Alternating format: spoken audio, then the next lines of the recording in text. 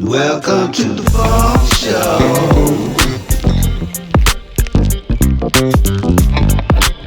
Get that funk.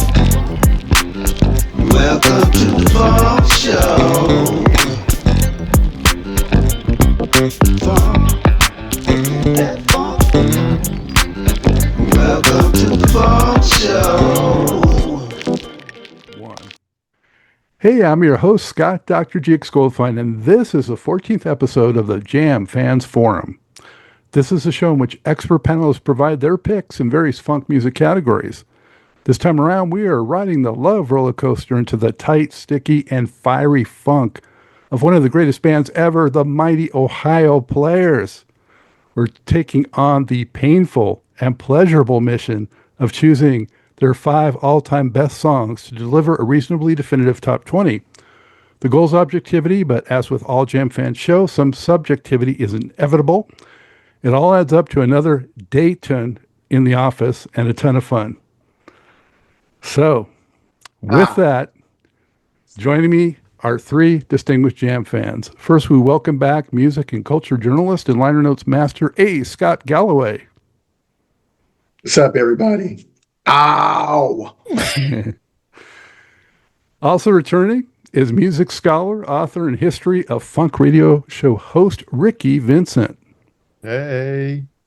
Hey, Rickey. He is, Scott. Finally, we say hello to a foreign first-timer based in Stockholm. She's a radio broadcaster, DJ, and funk soul enthusiast promoting the music since the mid-1980s. It's Maria Granditsky, a.k.a. Miss Funkyflyy. Thank you, Scott. And I also want to say, ow.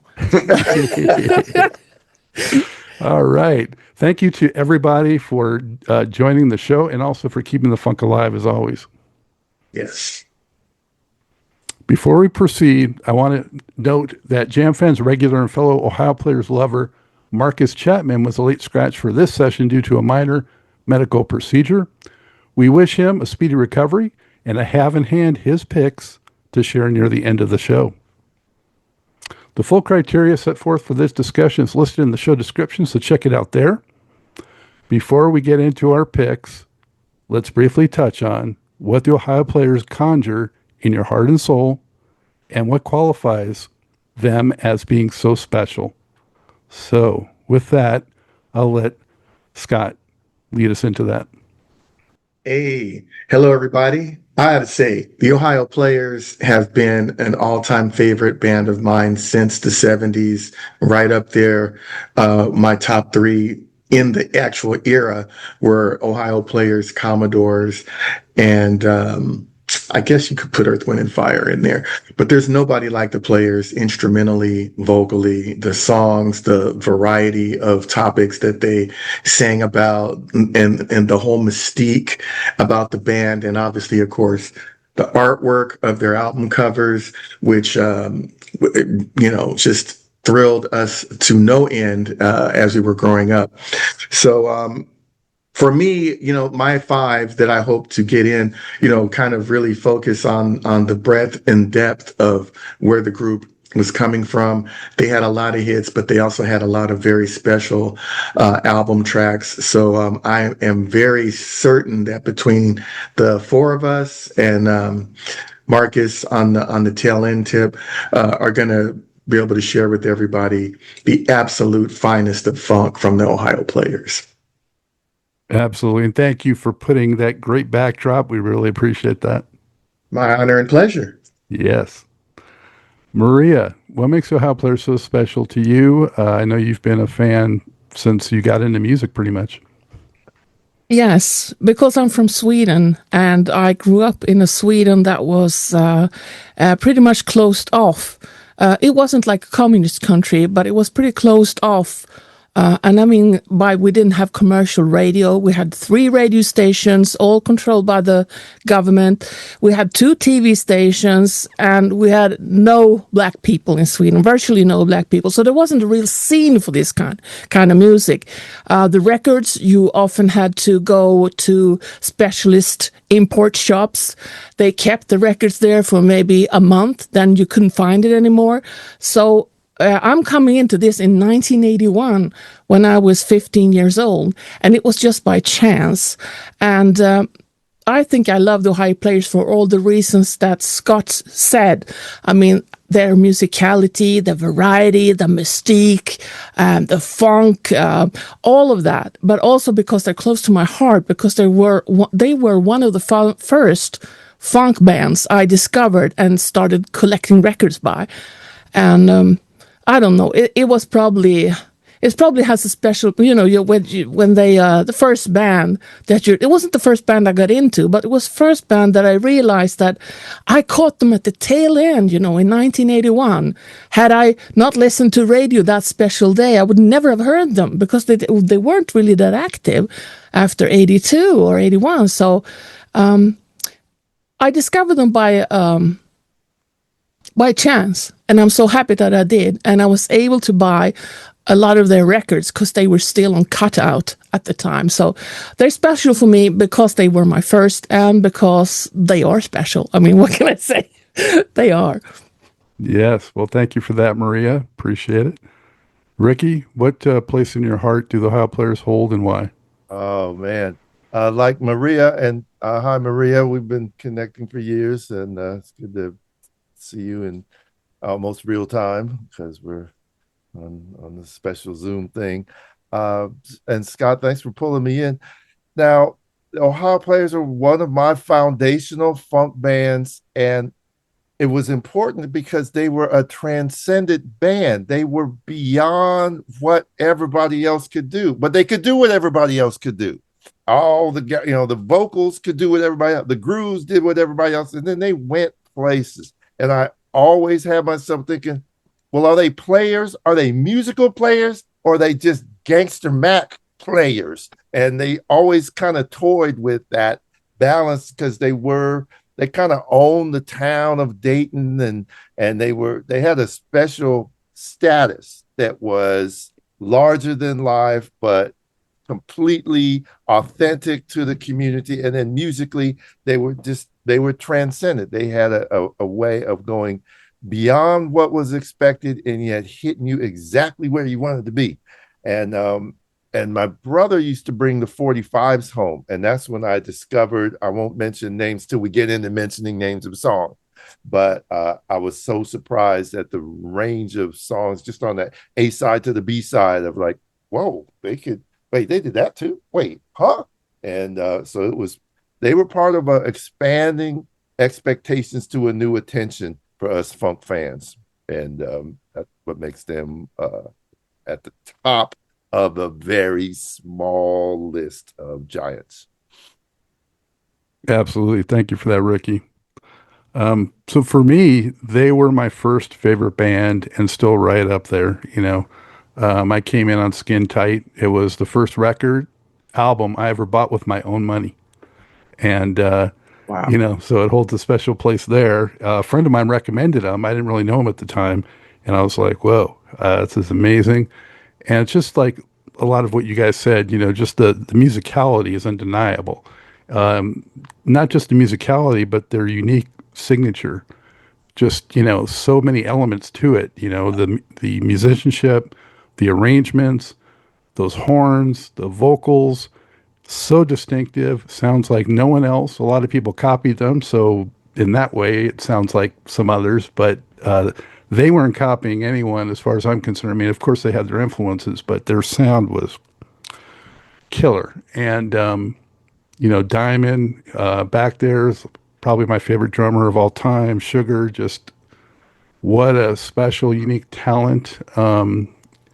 Pushed up front against his will to sing, and just one of the most unique vocalists ever in the genre. And even as time went on, I got into P-Funk and things like that, but Ohio Players were always neck and neck right there. And I was so glad I got to see them a few times in their prime. I feel so blessed to have been able to experience that. And just the combination of rock and jazz and funk and soul and so many diverse elements that they brought in. And I love that they were self-contained and self-produced and written, arranged, everything by those 7 and later 8 guys, just unbelievable. So special to me, the Ohio Players. I'm so glad we can all do this episode together. So, all right. So, again, keep in mind we'll end up with 20 total picks at the end of this. And I'm thinking this is going to be another super competitive undertaking. So have those alternates ready to go. And at the end, we'll pick some honorables. So that's a lot of fun, too. So Scott and Ricky are well familiar with this format. Maria's new to it. And since Maria is our first-time guest, I'm going to let her jump in first with the first pick of round 1. So, Maria, what do you have for us and why? The first pick will be the first song I heard by the Ohio Players. And it was on we had 3 radio stations, one of them, or 3 channels, so to speak, and one of them had music. And there was a quirky guy who had total freedom to do what he wanted. And he played a song from the Tenderness album called It Takes a While. And I heard this, and back, I don't know if even the States did this, but we taped songs on cassette, We were sitting there with cassette, and I taped this one, and I listened to it over and over. And I didn't know the artist. I just knew that I loved it the way, because there's a lot of in that one, and the guitar, and it was just, I couldn't define what genre this music was, and I didn't care. I didn't know who they were. I just loved it so much. And then I don't know how much later, we had a big department store, kind of like, I think, your Kmart, where they had records and they had food and they had a sale. And I saw this interesting white album, this one, the Tenderness album. And there you go. I looked at the back, and there was this guy there sitting with a huge afro. It's like, I got to have this one. It was like $1. And I came home and I played it, and it was that song. I was like, whoa! And I liked the rest. So I ran back, and they had the Ouch album also for $1. But that was my introduction to Ohio Players, and that's why I'm choosing that one. I think it was an overlooked album, if I'm not mistaken. I don't think it was a big seller in the States either. But to me, I think it's the testament that it is good was one of the few things I've done is I called Sugar Up in '88 or something like that when they had the back album out. And he said that he really loved this album. It was one of his favorites. So that made me feel even more, this is good. It's not just his seal of approval on it. So that's my first pick. It Takes a While from the Tenderness album, 1981. All right. Yes. Not predictable. Going for, the 80s pick. And that record was re-released not too long ago with some bonus cuts and things like that. And yeah, on CD. I think, Scott, did you do the liner notes on that?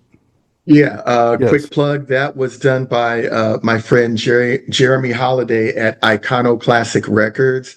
And yes, he reissued that entire Tenderness album with the one bonus track that everybody needs to have from the otherwise pretty forgettable Ouch album. And that was a song called Just Me. So it's the perfect, boardwalk out, thing. And yes, I did liner notes, extensive liner notes, interviewing Merv, who lives in Australia now and has never really done a lot of interviews, regarding the Ohio Players. And that was a particularly special time for him because he was basically managing the group at that point in time, doing a lot of the behind the scenes work of getting them booked, getting them promoted, doing this, that, and the other. So he had a lot of detailed things to share with me about how they got to Boardwalk, what happened to the band and everything. So all you Ohio Players fans out there, if you don't already have it, get the Iconoclastic Records CD reissue of Tenderness. And much thanks to Maria because she very kindly gave me the okay to use the quote that Sugarfoot shared about why that album was so special to him. Well, that was a total honor that you used it. I was honored, and may I add that your liner notes are always fantastic. All the records I've had where you've done the liner notes, they are. Even if I have the record, I will buy it for the liner notes if you've done them. Yeah, It's the ultimate compliment. Thank you, Maria. All right. Well, great pick, Maria. Thank you for that. Thank you for getting us going. Let's pivot to Ricky and let you come in with your first pick. Yes, I can't wait to jump into this. Thanks, guys. Um, I suppose my first exposure to the Ohio Players was on the radio, although, like I said, my brother had some of the 45s lying around because he had a band that was playing. I remember his band was working on some of the tunes, but the record that broke them out in the neighborhood in Berkeley on the radio um, was the single that was silly and funny, and yet it was heavy. And it, for some of us, it came and went until 10, 15 years later when it got sampled for days by all the hip hop groups. And that was, of course, the Funky Worm from this record, Yes. Ohio Players. And it had the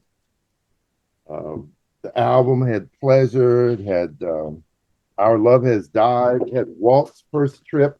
And I didn't understand who Walt was. Check it out. Check it out. Hey, Scott doing his thing.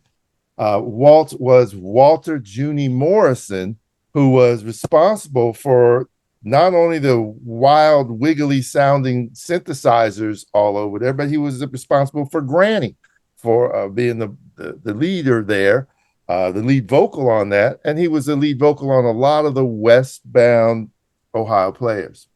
None of that, I was aware of none of that. It just was banging. It was just hitting. And the fact that it had staying power to this day, it's one of those slap beats that 12-year-old knows and today. And so it has a kind of permanence to it. And I remember you guys talking about knowing the group. I remember I got a call from Judy Morrison around 2002 because he was promoting his what would be his final album, Win the City. And I said, well, let's promote the record. Let's boo, boo, boo. And I asked him about that Funky Worm and how did you play that? And he said he got an ARP synthesizer. And it had more bells and whistles than the Moog did. And he just sort of figured those sounds out, and he made the sound that changed the world. And for that impact that record has, and the way the hump of it still hits. I've seen, maybe you guys have seen them recently, and I've seen tapes of the band playing. All you have to do is ba-dum, ba-dum, ba-dum. It's like, whoa, it takes you to a whole other place. So that song is still alive. It's a Dayton classic. It's an Ohio Players standard. It's a hip hop standard. It is all of the above. So Funky Worm breaks it out for me on the one. And the one. Excellent choice. The one that totally put them on the map. Kind of an unlikely number one hit, it seemed, certainly at the time, but it got through somehow and became a classic. You know, Yeah, it's so funny how they buried it on that album. It's like the second to the last song on the record on side two. But it becomes the big single, off of that album. There was a wonderful cartoon made of it later, much later. And what I loved about that song myself, because I was a child when that came out, man, and it was just the characters, the sound effects. It just really had you thinking about the Ohio Players going someplace, indoor recording studio, selling, or somebody's office and selling the Funky Worm, and Granny's the one doing it. And you're just following all of this in this funky groove. And to Ricky's point, if you have ever seen the Ohio Players recently, I want to give a shout out to their recently ousted bass player, Darwin Dortch. Yeah, he'd been in the band for decades, and they he's now out of the band, but I remember clearly some clips of when they get down to just that groove part, and Doran would be right up front with the bass, and he was doing his choreography with the horns, and they were just circling the stage. And it was just like it was like the male version of the Bertha Butt Boogie or something, man. I mean, they were just lording it over the stage to that groove. And so just shout out to Darwin. He did not play on the original, obviously, but in the performance of it for the last decade or two, whenever I saw him in particular throwing down on that song, it was captivating.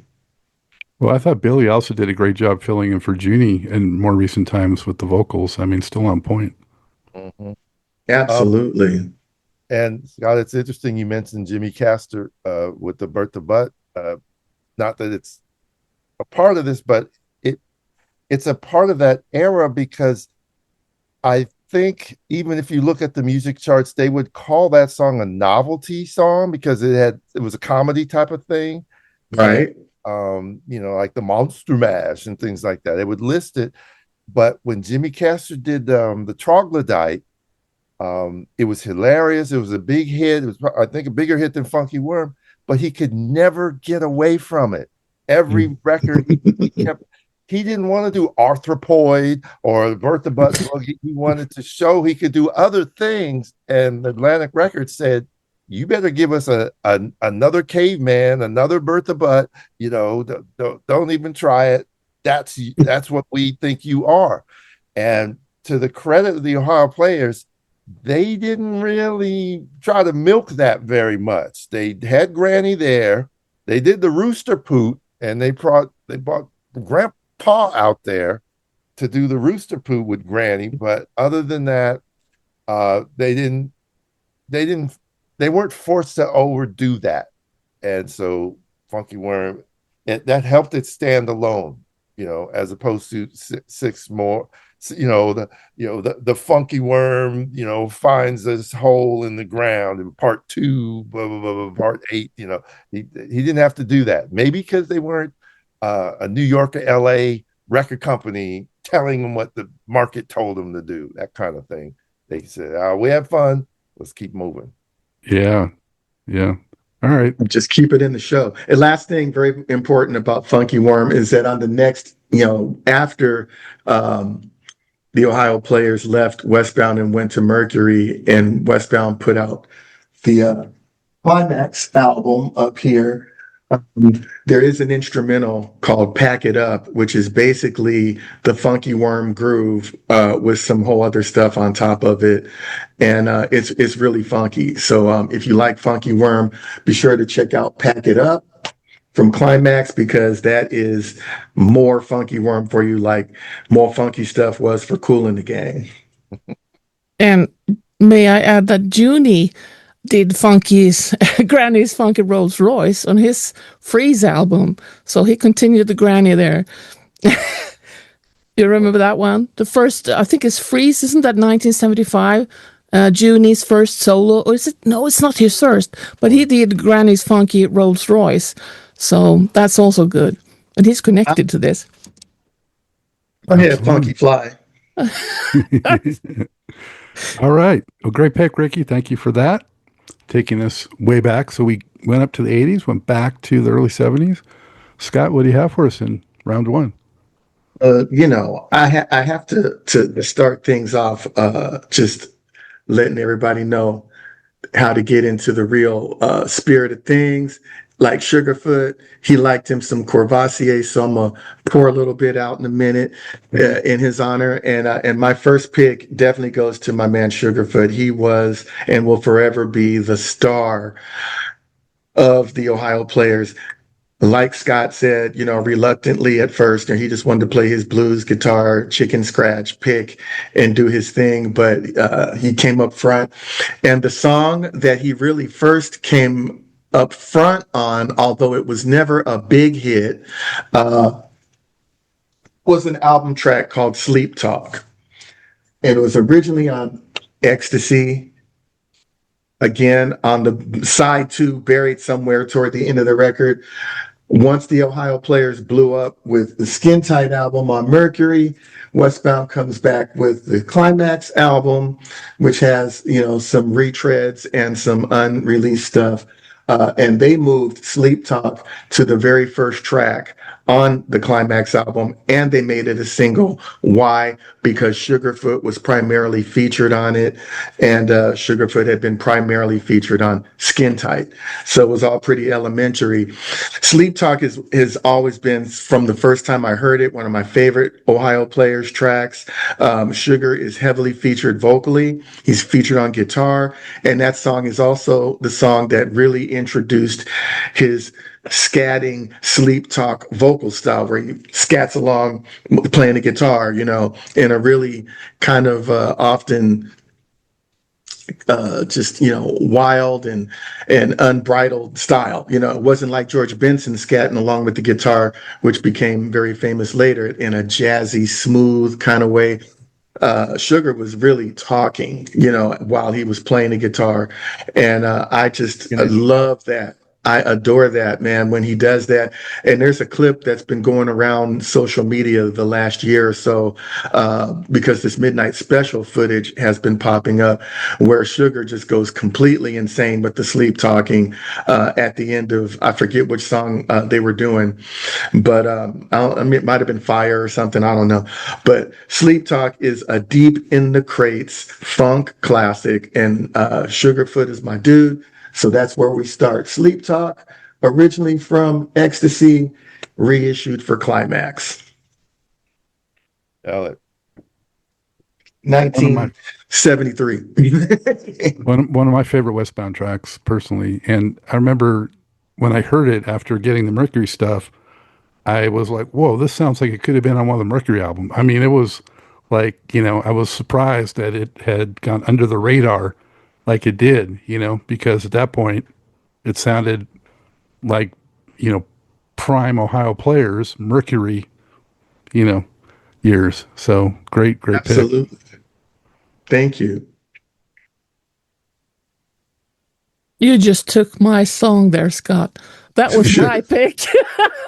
I picked that was your one. next one? Yeah, it was. Well, I know you and me gonna be battling because we are the Sugarfoot people. I think we are. But it's all love. Yes, it is. Wish I had some Courvoisier, but it's very, very expensive here in Sweden. I can't afford that. Snapple. But that was my pick. Darn. What am I going to do? Well, I love your 9 other tracks. I love your pointer, Scott. It's like a true lesson, with the. Yes. I had to step it up. I swear to God, I stepped it up for this episode. But that's how much I love Sugarfoot and the Ohio Players. So I said, let me pull out all the stops.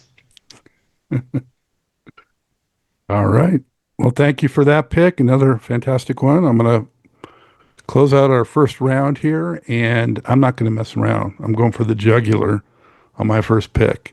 So this is a track from my all-time favorite album of theirs, 1975. And,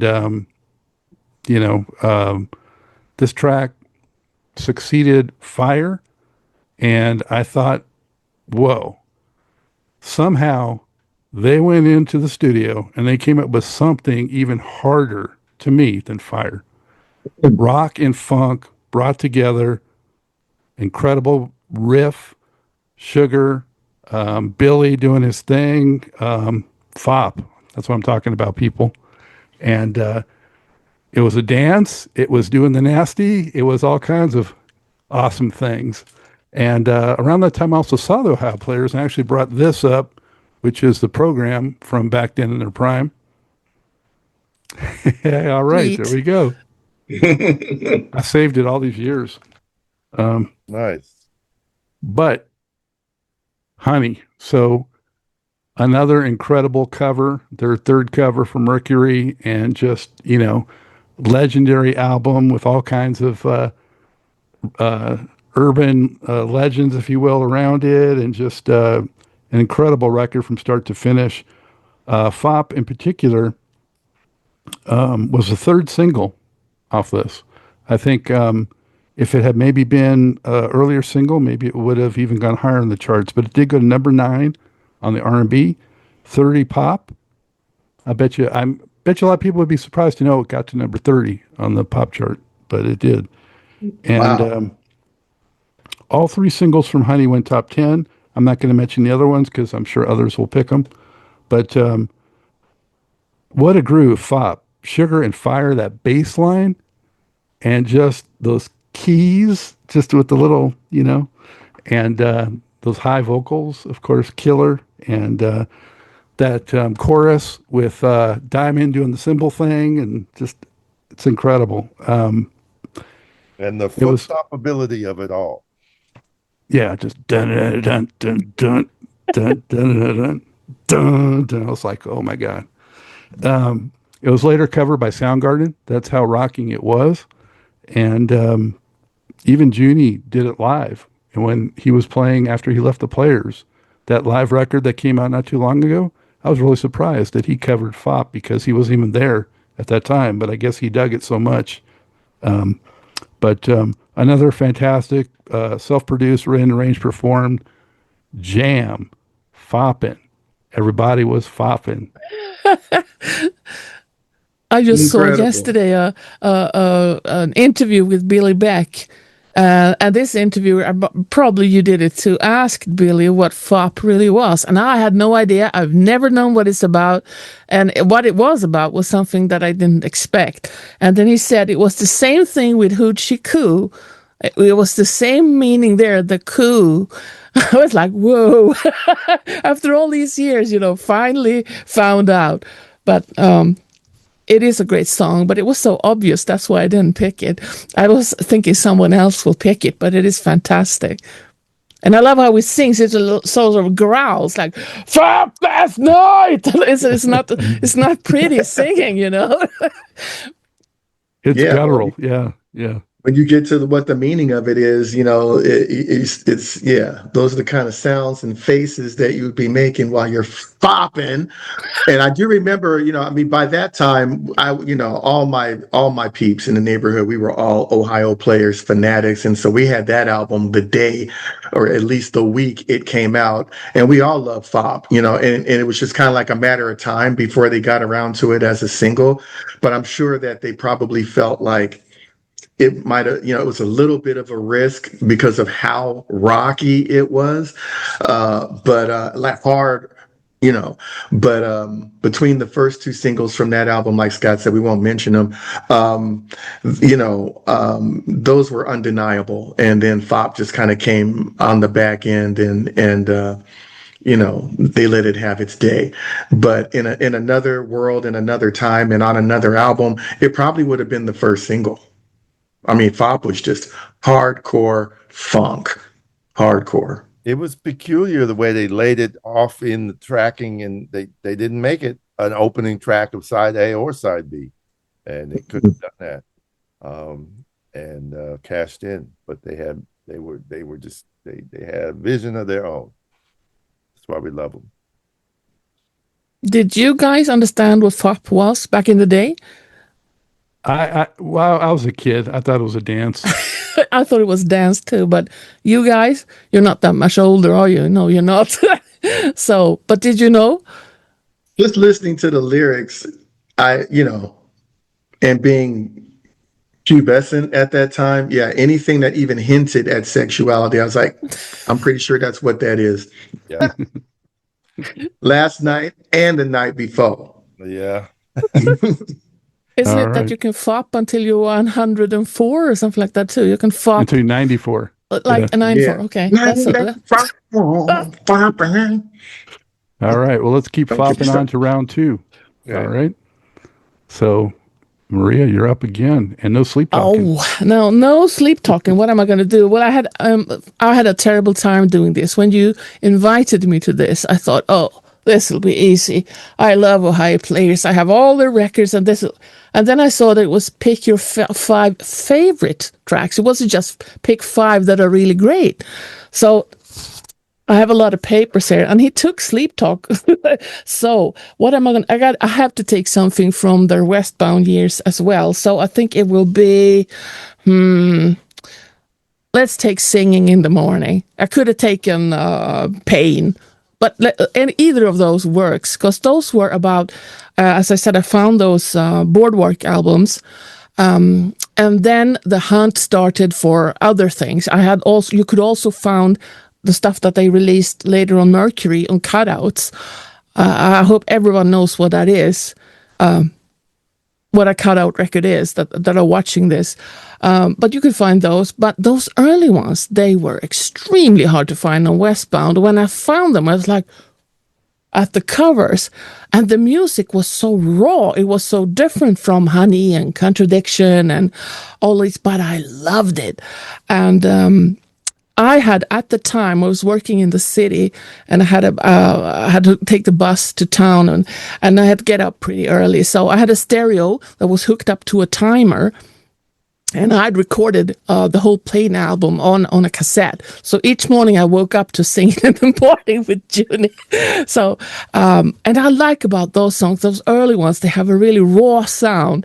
And it's often that they, Sugar or someone, they introduce like, Pee-wee, show me how you feel. And then the next guy, you know. So I, who had never seen them on TV or anything, could get a feel of who was doing who, you know, who was doing what on these records, on these songs. So that's why I think I'm going to choose because I also have to, this was so difficult, Scott, because I love and I listened to every album, and I didn't know what to pick, but I will pick that because that was also one of the first Westbound albums I found, and I woke up to it. That says a lot. I woke up to it a whole summer, like 3 months, and I didn't get tired of it. So it's quality.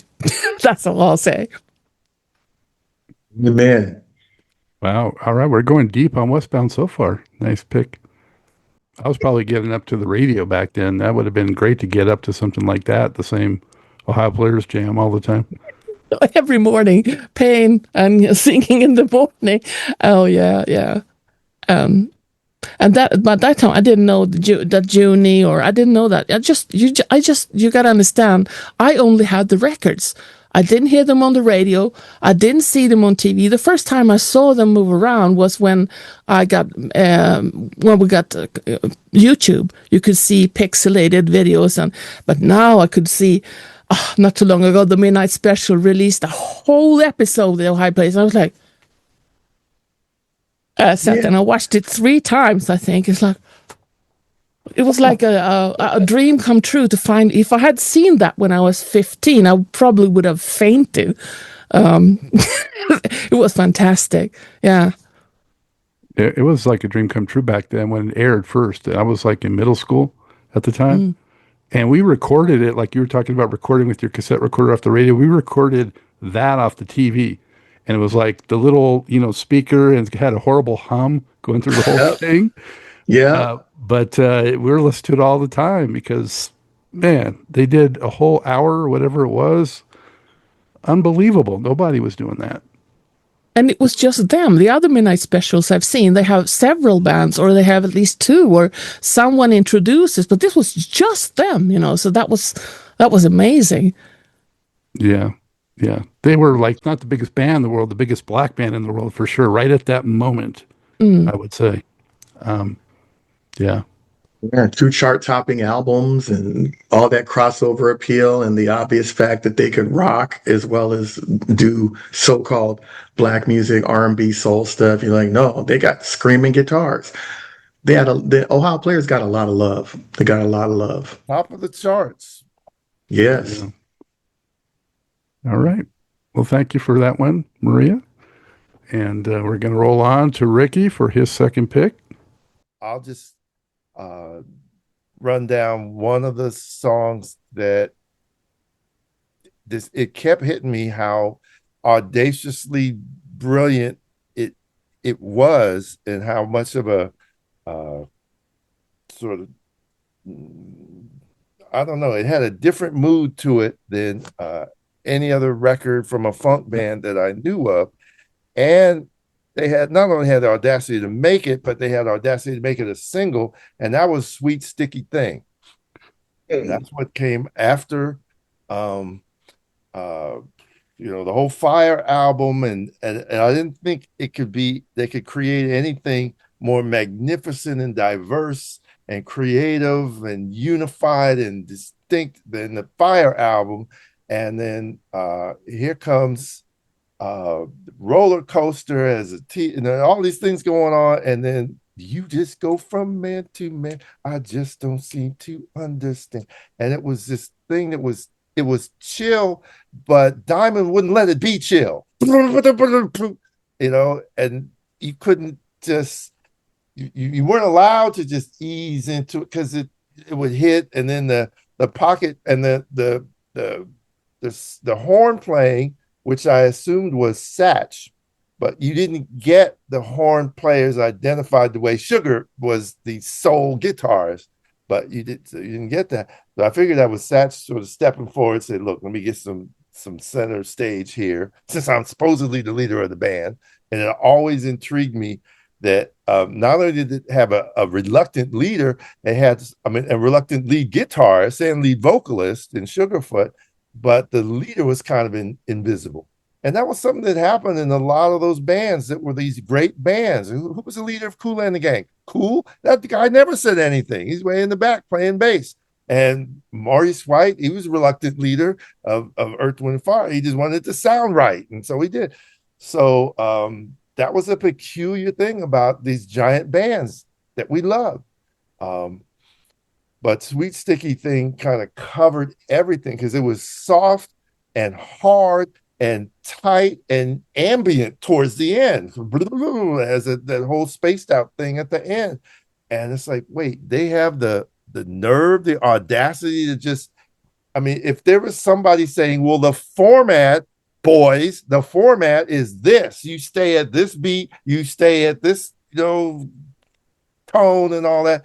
And they said, we're going to do this song on our terms, and we're #1 band in the country, so you better take it.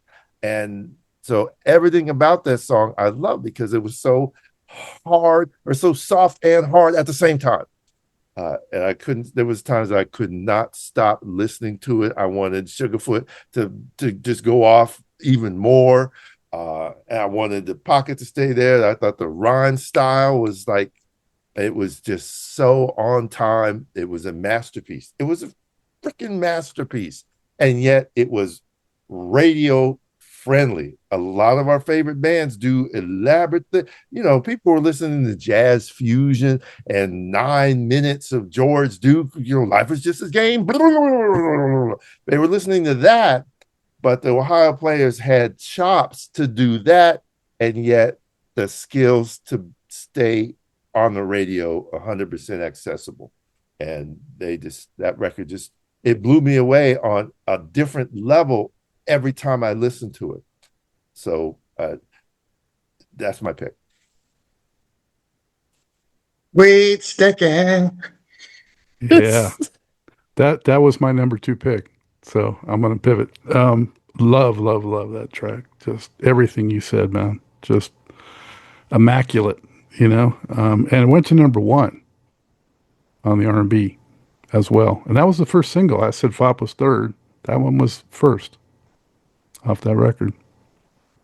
It went perfectly with the album campaign of Honey and the album artwork and all that stuff.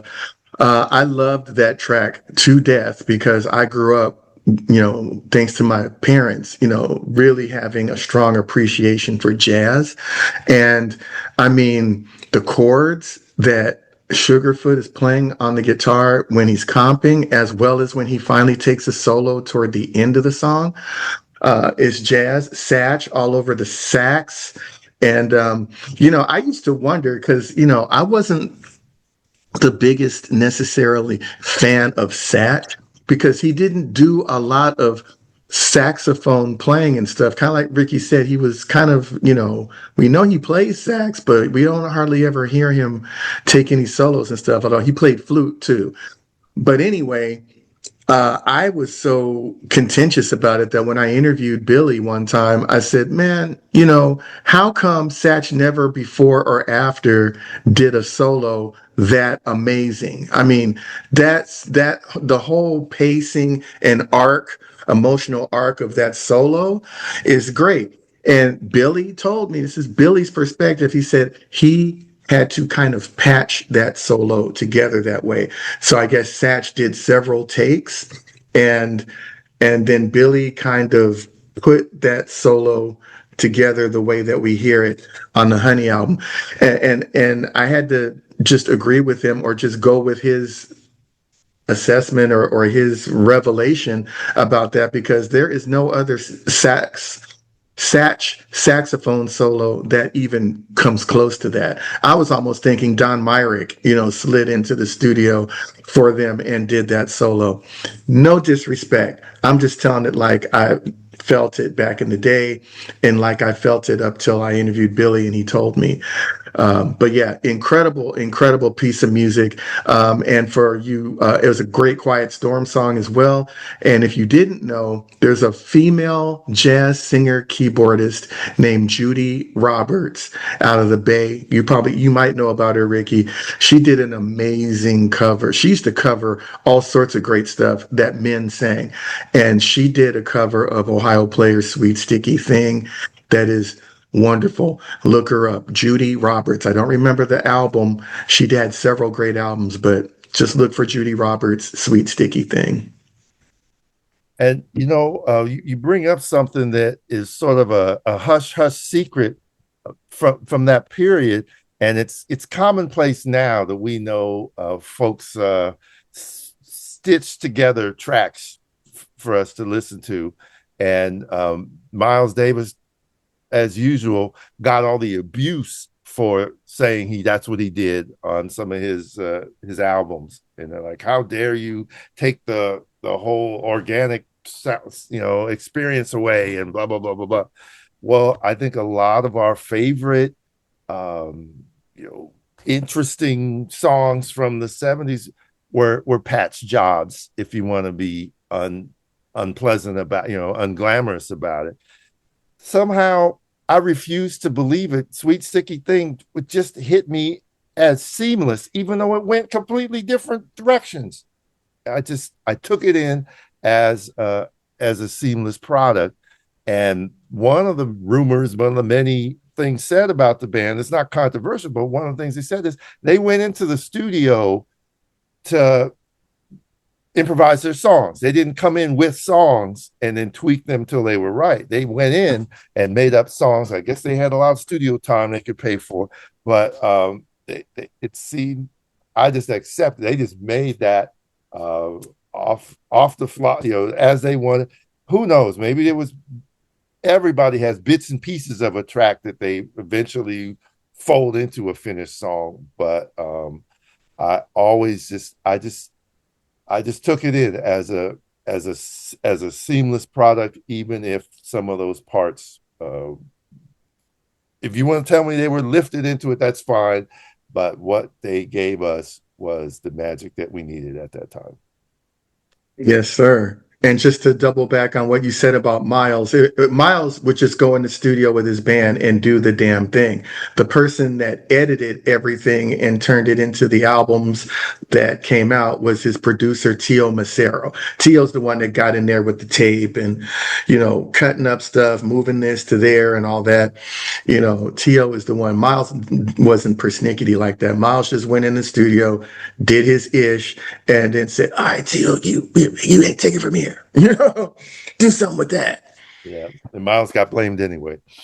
Yeah, he did. All right. Well, we got to keep moving.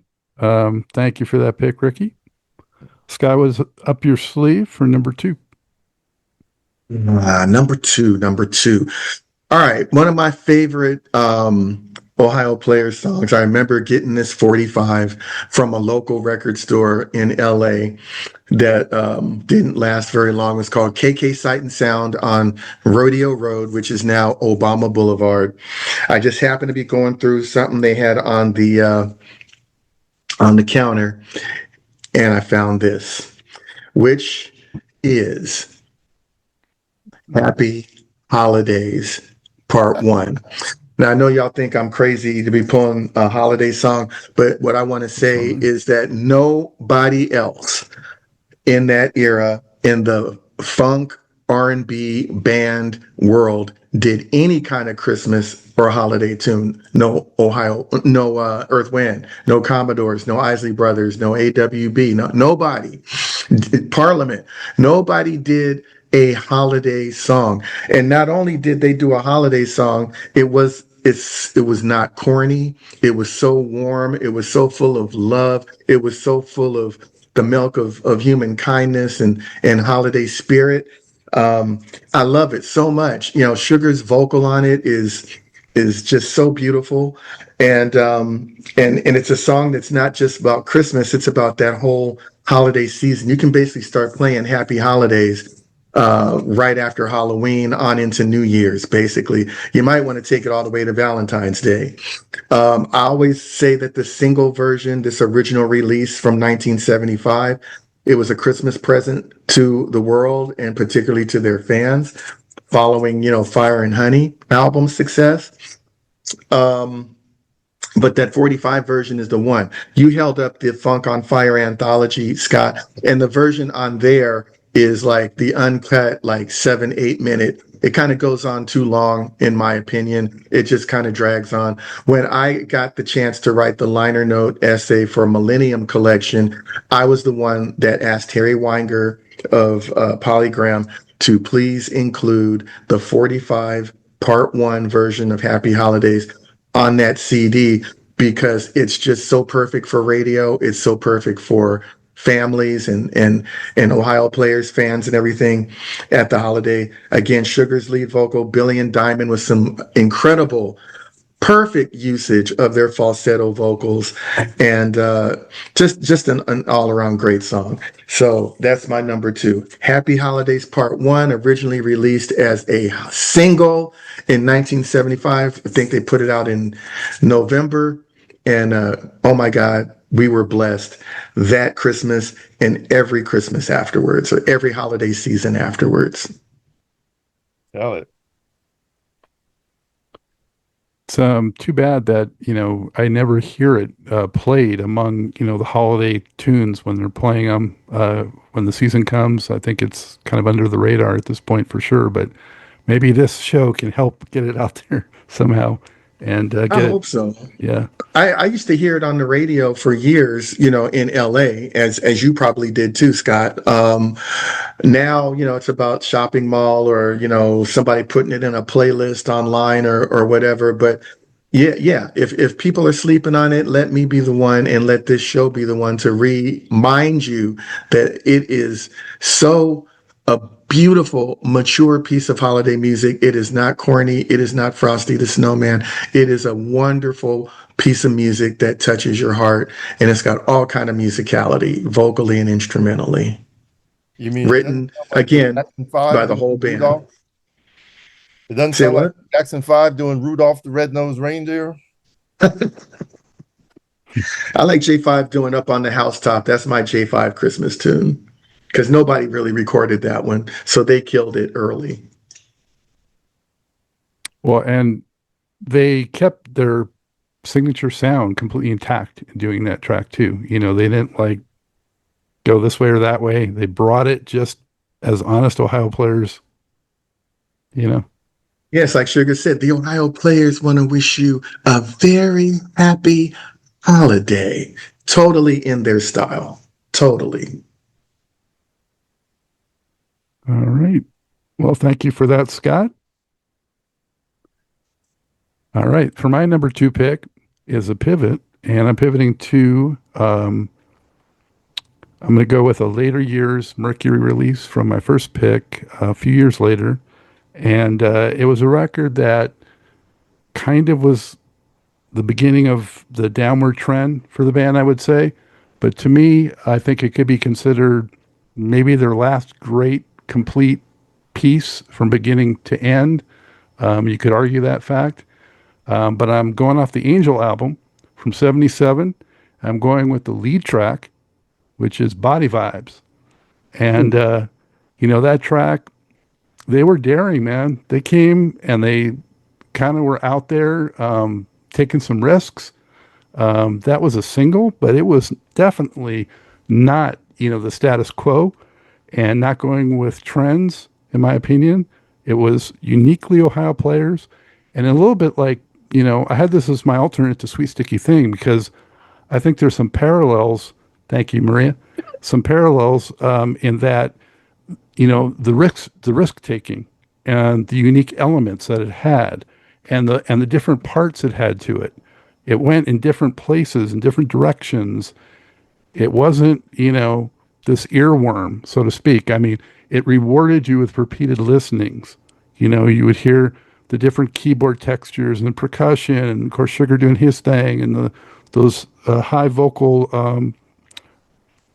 parts, and just the synth and that airiness it had, and just you kind of weren't sure where it was going at certain times, but that was part of the fun, And that track was the first of 3 singles from Angel. Hit number 19 on the Soul chart. Did not get on the pop chart, and it was I think it was over 7 minutes long, so it gave plenty of time to get deep into it. And I just thought it was really original, very unique. Rhythm guitar, phenomenal. I think maybe Chet was playing at that point, not sure, but very cool rhythm guitar. He became a member of the band at that point. They gave him the little separate photo on that record, if you remember, kind of bringing him into the fold finally after he had played with them for a long time. But it was good to see him finally getting his credit because I had seen them before then, and I saw that guy on stage. I'm like, who is that? Why isn't he included with the band, But I think it's a very underrated album and a very underrated track, Body Vibes. Didn't they have Kumba Jones? Didn't they give the percussionist a little bit of love in the lineup? Yeah, I don't know if he got a picture on this one. No, not a picture, but the sound there was. I don't know what they were listening to expand their sound. Like you said, it sounded airy, right? It sounded open. Maybe that's what. No, yeah, those are the guys. Those are the guys. But Chet is not in that picture, and I don't think Robert Kumba Jones is in. Believe it or not, the CD does not include that Chet picture. but my album does. So Yeah. if that's what you're talking about, Yeah, up Yeah. there, Yeah, right underneath. Yeah. yeah. Mm-hmm. they Yeah, and that band picture that Scott held up was an amazing billboard on Sunset Boulevard when the Angel album came out. Mercury put that, 7 pictures, oh, it was amazing. And then there was another billboard that had the girl, the front cover girl, but the one on Sunset had the 7 members of the band, and I know that a limo must have drove by and some folks drinking some Courvoisier on that, because I'm telling you, I'll never forget that. That was sweet. That was sweet. I love this album too, Scott. It's amazing. It's also one of those I got on cutout. Body Vibes was one of my selections too. So now you picked one. I agree on everything you say about it. And I remember reading in a British magazine that there was somebody in the where you can readers can complain that they complain, what have the players done, with all these synthesizers, but I loved it. I mean, this was from 1977, I think, right? Yeah. Yes. I heard that Billy Beck was endorsed and got an ARP Odyssey, one of the first guys who ever got one. That's what he said in an interview anyway. And I think that he put it to good use. And also one thing about this record is it's the first time I think I've heard Jones slap or pull the strings. He normally didn't do that. Isn't that on Body Vibes? They have both a synthesizer, bass synthesizer, and he sort of pulls the string, bow, bow, bow. And I haven't heard that before. He wasn't really a slapper or popper, or I found that interesting. Absolutely. Good point. Yeah. Good point. Yeah, that record for me, we talked about it on a previous broadcast. That album was, I didn't really appreciate it as much then as I do now, but I still, it really was the beginning of the decline. And I do remember that we were disappointed at the time when that song came out. That's it. That's why it didn't chart very high, and it probably got as high as it did, basically because of Mercury promoting it. It was the first single, so they had to push it as hard as they could.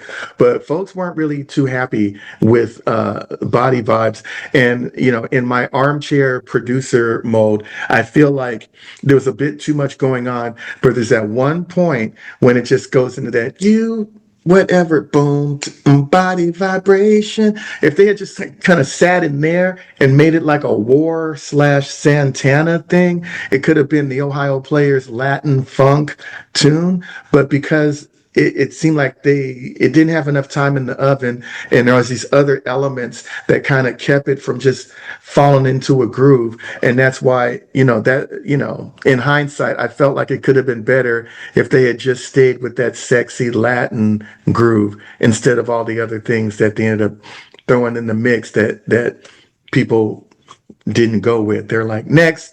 I think Heat Wave was right around the corner. And then some other things that were like in the pocket. And the Ohio Players just need to keep Body Vibes a little bit more in one place for it to have been a bigger hit, in my opinion. Some of that is I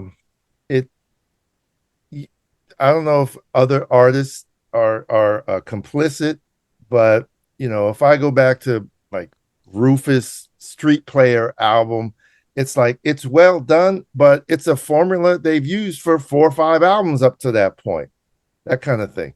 And if you just encounter that record, it's like, whoa, this is a great band. This is a great work.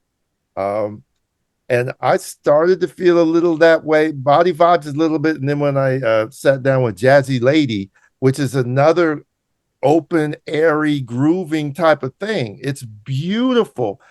But compared to what we heard with Sweet Sticky Thing or some of the other, I guess I won't mention them, the other densely packed productions that we heard in the previous albums, it had a first draft feel to it. And coming from Ohio Players, it's like they had set such a standard.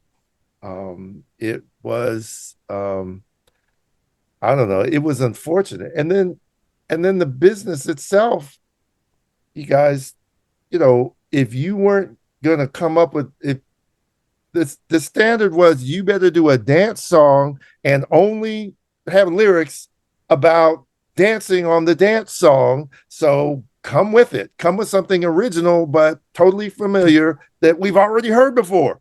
And so a lot of artists struggled with sort of thematic, kind of limitations in the disco period, because I can imagine what Maurice White was up against when he said, this is Serpentine Fire. I don't care. You don't think you know what it is, what it means. It doesn't matter. This is what we want to sing about in the middle of the disco era. So that was, I know that was a struggle for folks. And I know that, after 6, 7 albums, what constitutes worthy music, people's ideas might change, or maybe they just wanted to give people a pocket they can hang with for 7 minutes, but you're right. I felt like I loved Body Vibes, but I was like, one of the few times I was like, well, maybe they could have extended, maybe they could have, and in the past, you never said that. Yeah, no, I agree with that too. I just loved it for its ambition, but maybe they bit off more than they could chew that year also, because Mr. Mean came out the same year. I don't know. Maybe they were doing too much. Things were going too fast. There were a lot of factors like you were talking about, Rick. Oh, please. They also had that female, Brenda and whatever, some group. Kitty and the Haywoods. Thank you, Kitty and the Haywoods and Phaso. So, I mean, their stuff was getting spread kind of thin, and I'm sure Mercury's probably pissed. It's like, you gave away some hits, And we won't mention the song that Rickey was alluding to, when you're talking about a record company kind of giving you some suggestions to redo something, or to mine a certain idea, because that Angel album had one of those type of songs on it too that we won't talk about until we get to the end. That was like, y'all really didn't need to do that, but I digress. All right. Good input, guys. As always, we got to keep it rolling. So let's move on to round 3. And Maria, you were up once again. Hopefully no one picked one of your picks between your last one.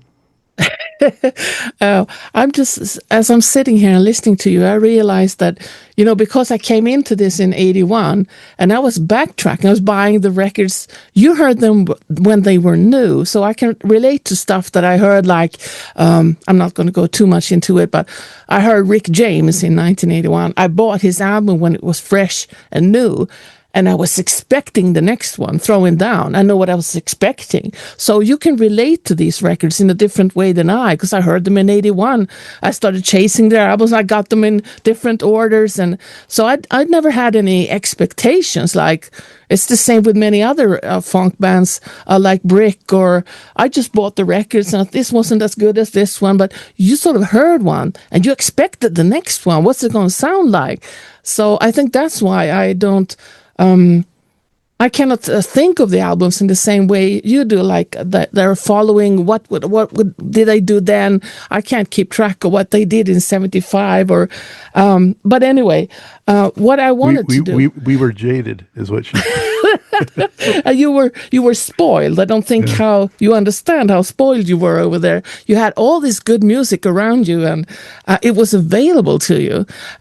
Anyway, I thought, should I go with Honey or should I go with... No, I will go with, from this album, the Contradiction album. Am I holding it upside down? And one song that always... no, I'm not going to choose the song about me, but I'm going to choose Far East Mississippi. That was, for me, the very, very mysterious thing. I knew that they were from Dayton. That much I knew. But this song is sort of like some songs take you to a place where you've never been, where you have a sort of idea of. So I was transformed to this countryside in America where there were farmers and agricultures, and far between the farms, and people were really, as he sings, they're down to earth. I got this wonderful landscape in my head from this song. And it's also, of course, very, very funky. Let's see what else I've written here. I was always wondering what inspired that song, Far East Mississippi. Were any of them from Far East Mississippi? And one thing I found out yesterday is, why are they going back? That's another song, sorry. What inspired this? And it's about, a guy that they don't allow what is it they sing? Bad licking. Help me here. Lipping, no skinny dipping. Yes, no skinny dipping, no as such. I thought the lyrics were so interesting. And what is interesting about this for me back then and now is that this was very cheap. I could find it everywhere. And it had pictures of the whole band here. So I bought 2 copies and I had it on my wall. And I think this was the album that I loved so much. I'd started doing radio by that time. So I wrote a little rap about sugar. It's really ridiculous. I think I put it in here. Let's see. Jones plays the bass to make you move. Pee-wee blows, feel the groove. If you go north or south, east or west, you're still here. Ohio players are the best. It's a long, long rap that I did here. I was really, really into these guys. I can't embroider like you can with words how much I loved it or why I did, but this song really stood out for me. Far East Mississippi. It's like Curtis Blow when he did The Deuce. I could see New York, how dirty it was, and before they renovated Times Square. And Far East Mississippi to me was like deep in the, what was that TV, that movie with Sidney Poitier, Heat of the Night, something like that. Really, really backwards, but good country folk, but they don't sound skinny dipping. And if you're in love with a woman, I love it. And it's of course maybe it's an unusual song. I don't think it was ever released as a single, was it? It was a single. Yeah. Was it? Okay. It was. All Yeah. right. Okay. Got radio So that's my play. choice. Yeah, I got radio play in It- Los Angeles. Yeah. Oh. You got me on that one, Maria, because that was my next pick. So now we're even, and I just want to add that, I mean, here's the cultural thing. I mean, you're over there in Sweden, but us Black folks here in America, and anybody with any sympathy for folks of color, I mean, that song is seriously relevant right now, and it's been relevant throughout all of Black people's time in this country. And the song is really about racism and treachery in the South, and Ooh. that's a big part of it. I mean, there is, you can look at it as just a conservative Southern town, but this is the Ohio Players, walking a tightrope to give you one of their most socio-political songs, Wow. while also making it, something that was a deep dive into some blues, funk, country, southern stuff. It's a movie for the ears. It had the sound effects, the dogs, and the Right. running through Right. the running at night, trying not to be caught by, the slave catchers, let's just say it, or not being Wow. caught by ICE or being whatever, Black folks on the down low trying to survive. It's a rhythm section only track with no horns, and the demo version of it. Somebody, I think Ricky or Scott, was referring to this earlier. How the Ohio Players would just go in the studio and take up studio time creating things. If you go to the Funk on Fire anthology, there's an instrumental called "There It Is," and it's a flute feature for Satch, but you can also tell it became the basic track for what became Far East Mississippi. And my hat's off to you for picking that. That's one of their greatest tunes, and yet another direction that they went in that is so far above and beyond folks that only know the hits. And you're in Sweden, so again, I should have Yeah. known. But I was wondering about the dogs at the end, actually. And Guilty of Loving a Woman, I got some historical associations there if you're looking at the wrong woman in the South back in the day. But Emmett Till. yeah, right. But I didn't get it like when you explained it to me. So I'm like, whoa, thank you. Yeah. I just want to add to that, even if they weren't from that particular area, all those bands back then, they would be in buses and touring around the country, and they'd have incredible odysseys and hardships going through different parts of the country that were backwards as hell. And there's just racism all over the place. So True. Are you talking about like the Chitlin circuit, or I thought that was earlier? No, it was still going on then. Really? Wow. yeah. That's how they cut. I mean, the Ohio Players were huge by that point in time, but they had been for sure on the Chitlin circuit. Sugarfoot for damn sure, because he goes all the way back to the late '60s, and he's not even an original member. Original members were Jones, Pee Wee, and maybe Satch. Those were the three cats that were there when they were the Ohio Untouchables. And they were the backup band for the Falcons, which was the band that the vocal group that Wilson Pickett came out of. So they certainly knew about the Chitlin circuit. And don't get it twisted, Ohio is a very conservative American state as well. Always has been. Now, is that the only Ohio Players song with harmonica? I don't think so. I think there's in the earlier days, I think there might have been something. Some off the Pain stuff. Mm-hmm. That you can hear that. Mm-hmm. Ever had a dream? Something like that. Sugar loved the blues, so I mean, they have a song called "The Reds," and I'm not saying that that's where harmonica is, but they had enough blues tunes in the past that I wouldn't be surprised if there was some harmonica somewhere else, but I'm not going to try to pinpoint nothing right now. Well, the only time it was trotted out for Mercury, I think. Yeah. And so perfectly utilized. Sugar's killing it on a harmonica on that, actually. Harmonica, guitar, and lead vocals.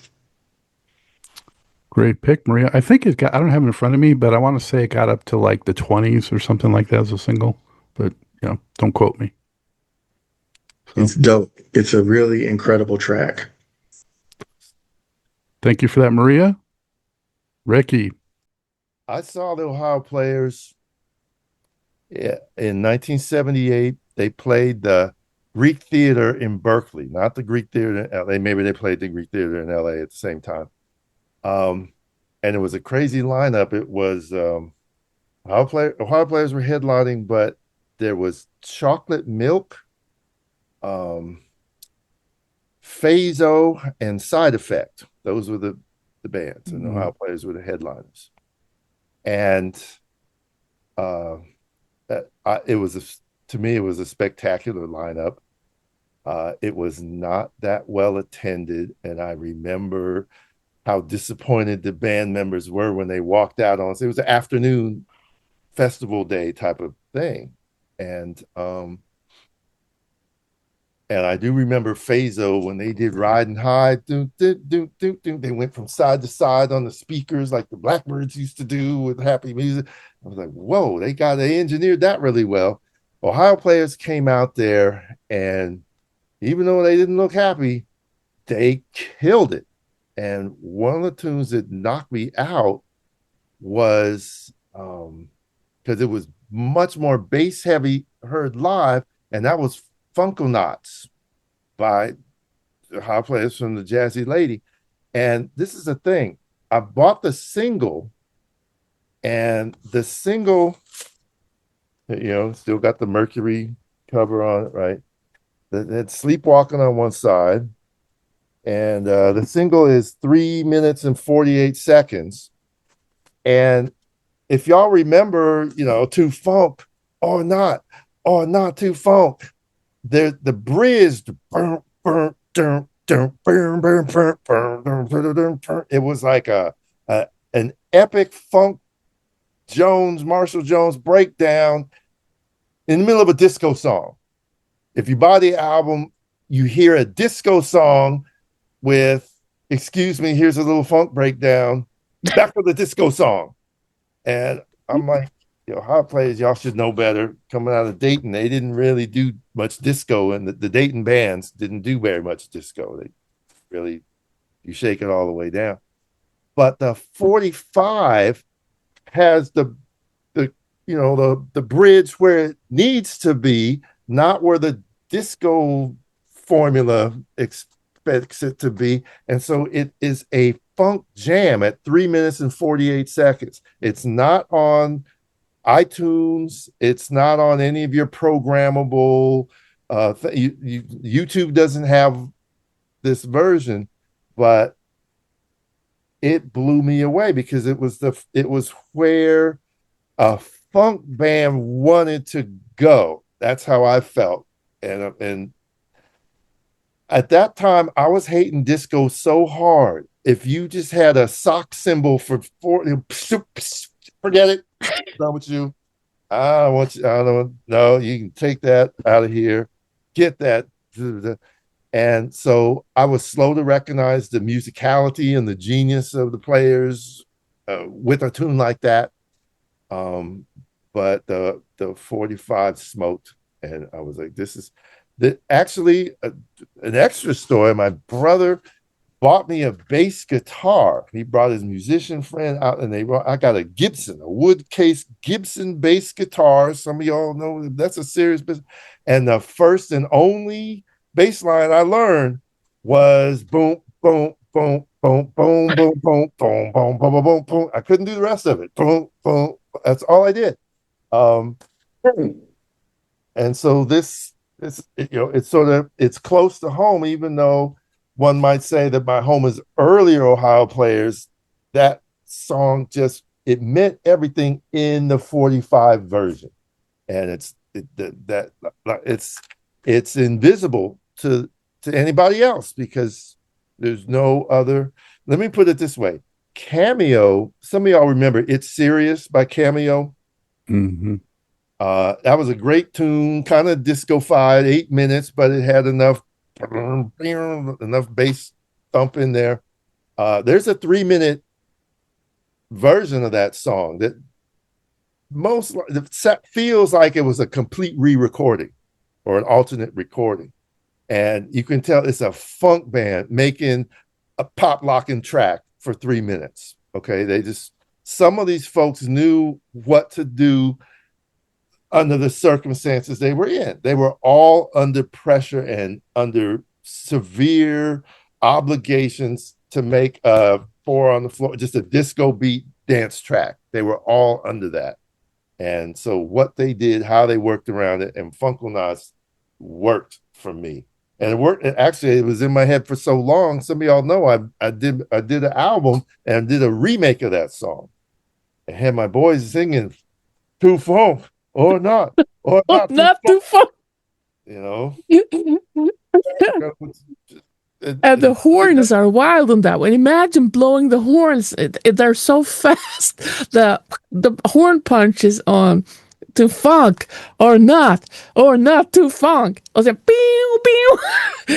But I got to get that 45 now. I didn't know this.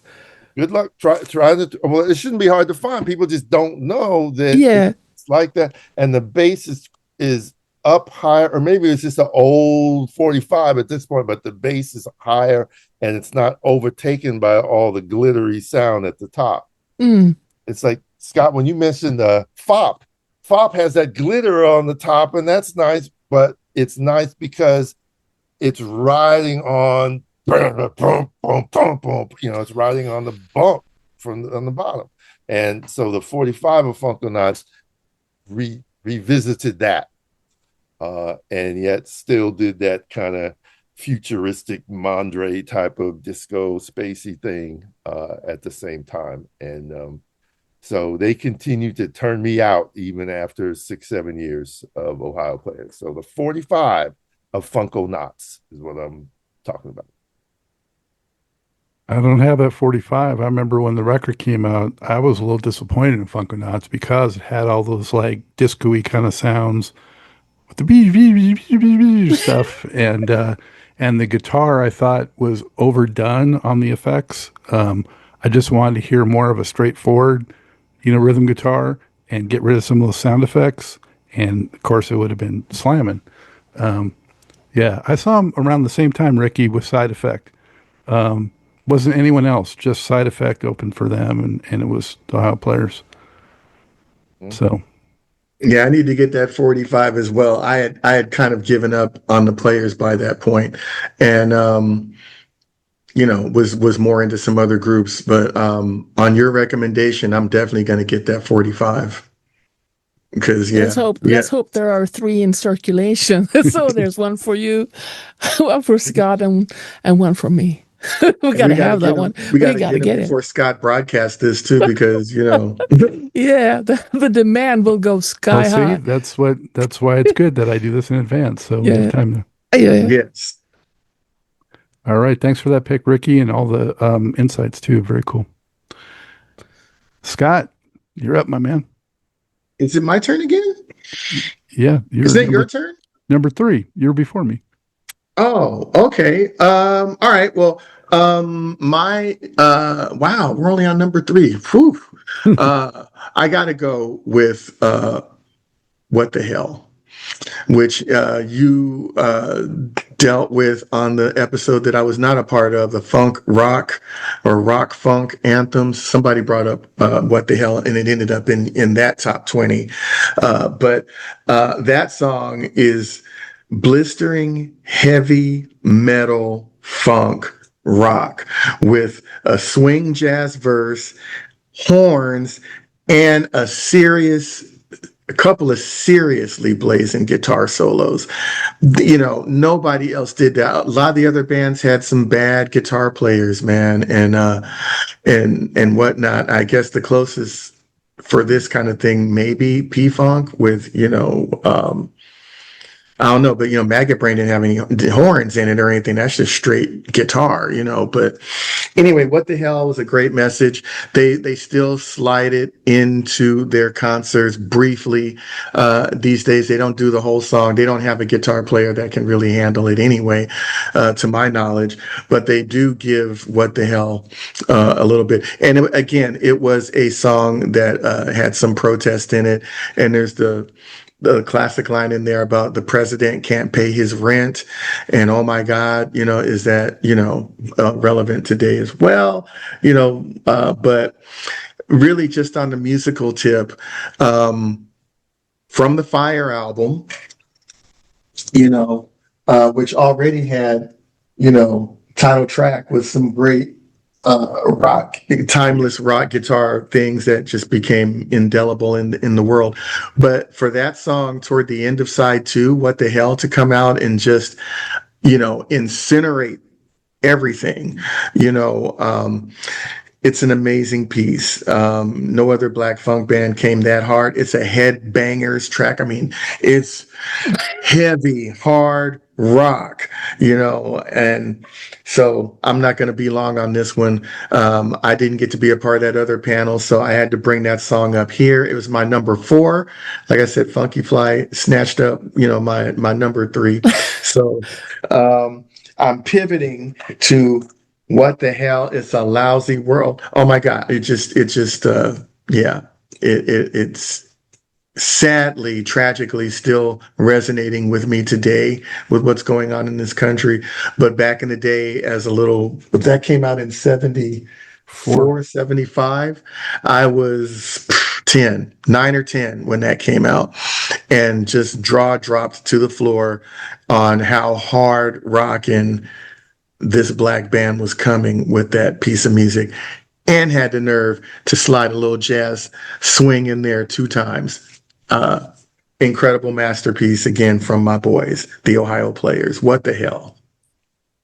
I remember that too, because they went into the jazz riff and they came back out. They went into the jazz riff and they left that all completely. And I kept saying, are they going to go back? Wait, are they going to how do you bring the jazz back after that slaughter that they just did? You can't bring it back. But I was just sort of a warm up for what you're going to get. And this gets to probably one of the biggest tragedies in music history, and that is, for all the rock they do, how come the Ohio Players aren't in the Rock and Roll Hall of Fame? Right. Stop it. What's up with that? Stop it. Travesty. Stop it. How many number 1 hits do you have to have? It's outrageous. Gold records, how many? How much crossover rock appeal? I mean, the band did everything: rock, jazz, country, gospel. I mean, like, everything was all up in their mix. They were a black band that crossed over. They had a whole midnight special episode. Listen 3 to straight all number of 1 us albums on this podcast. It's like, yeah. Unreal. So, yeah, well, that song is a great rallying cry to get them in the Hall of Fame. It's so like rebellious, what the hell? That's like funk metal, that track. I mean, with jazz. It's yes. Back at the time, it was too hard for me at that age and that stage of my musical education. I was like, it was like some of the Funkadelic and the Funkadelic covers and some of that scary stuff, back then. Right. But then after it clicked and I was able to digest it, just mind-blowing. Yeah. Yes.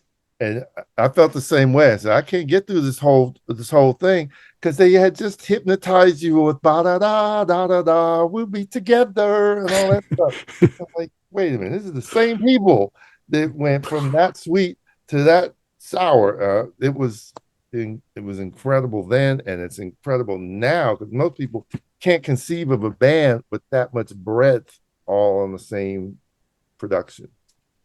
That's and right. it was with the theme too. They had a theme, the fire theme with that and several other tracks. And I mean, that was part of their great. We didn't really mention that. I don't think that they had these consistent themes too, besides the covers and the packaging and the vibe and the player thing and so coming at it from so many different angles. Yeah. Yeah, the two albums that followed it best were Fire and Honey, as far as being thematic all the way through. And I don't think there was one any more thematic than Fire. Just about every song has some connection to fire or smoke or hell or whatever. I mean, The everything, devil. Devil. the devil, yeah, it ties into, yeah, the theme. That is, Fire and Honey are their masterpieces, and they basically wrote them at the same time. Those two albums were basically done at the same time. Well, I All right, saw an interview sorry, Scott, Go but I ahead. saw yesterday in the interview with Billy Beck that he said that this cover got them in a lot of trouble. I mean, how is that possible? The Westbound, this is pretty innocent. I mean, I understand the pose and so on, but what is this compared to the Westbound albums? Nothing. Did this cause trouble, or do you That hose recall? was a phallic symbol, Yeah, I which was the understand that. reason. I'm Yeah. 60 years old. I Yeah, think I yeah. got it even back then. But Oh, it's not very provocative to me Well, Well, compared to the whips and chains and stuff they that were they. crossing over big time. They were like one of the biggest groups. All of a sudden, a lot more Yeah. people cared. Okay. yeah, that too. Yeah. There was a sense that Mercury was a bigger label than Westbound, and they had a bigger vista, and they knew that the players were driving to Chicago to get Richard Fagley, the Playboy magazine photographer, to do those photo shoots, and so they probably were sweating bullets even before they saw that. They say, "Oh no, what are they going to do next?" And so,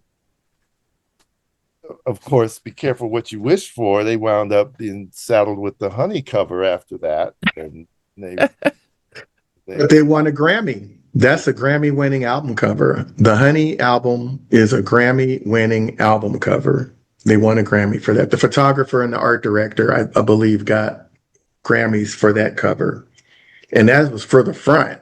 The inside is the classic That's for their only Honey. Grammy win, tragically.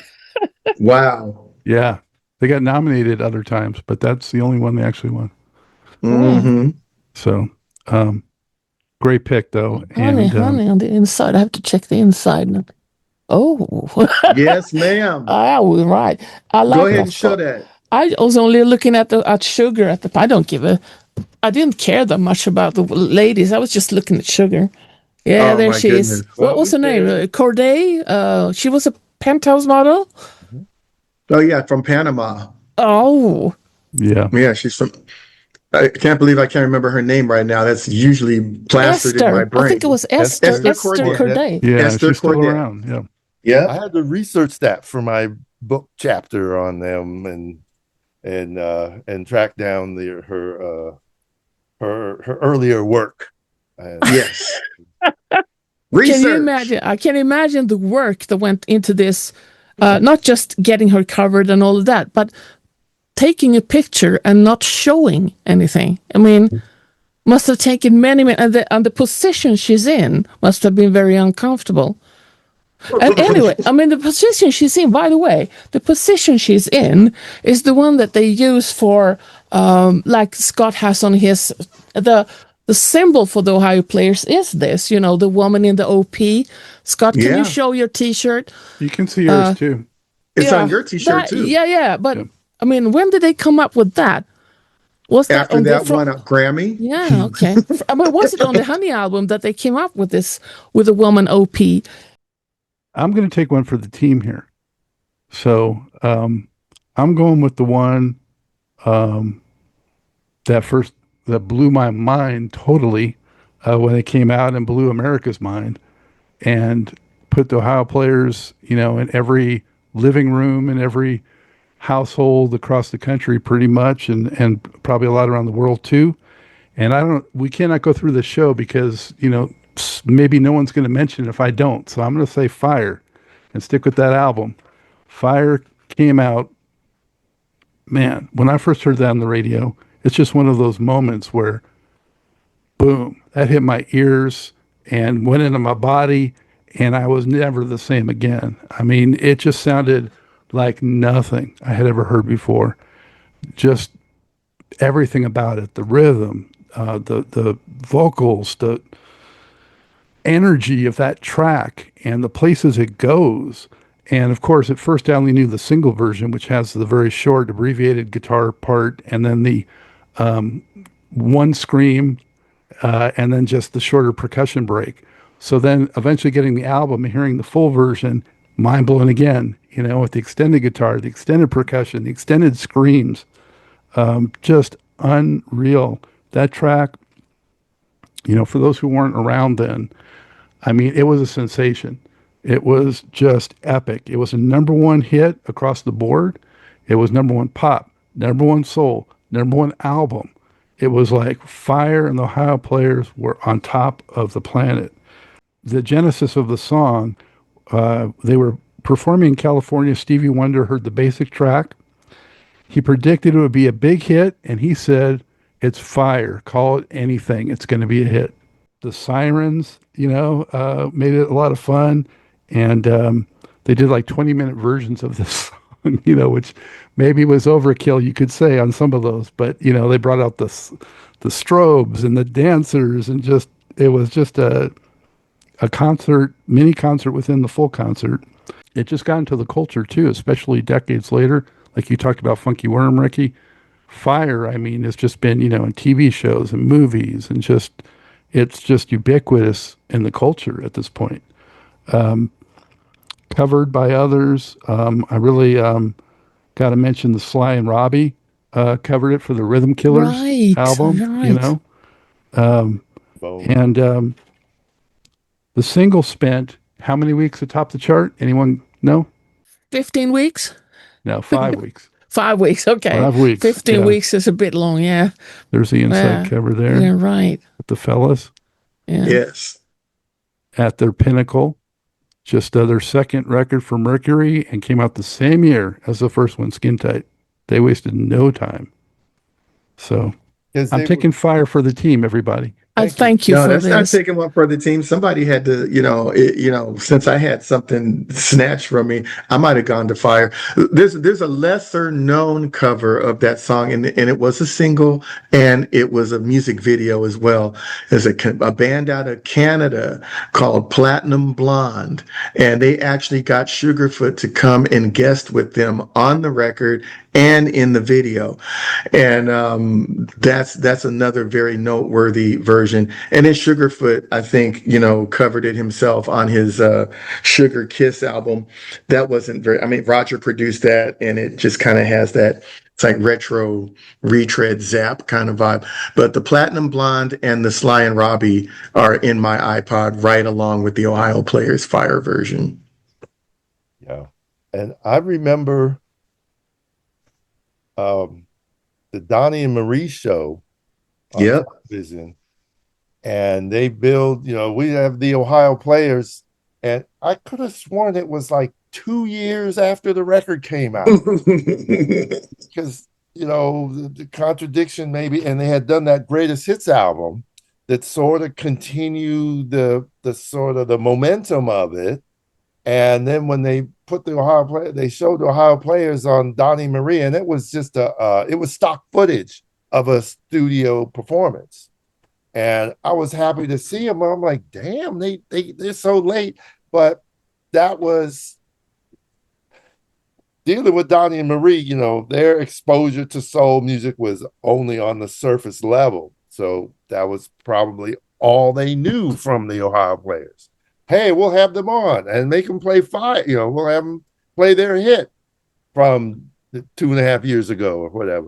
But that also showed the staying power of the band and just how it resonated. At least it resonated then.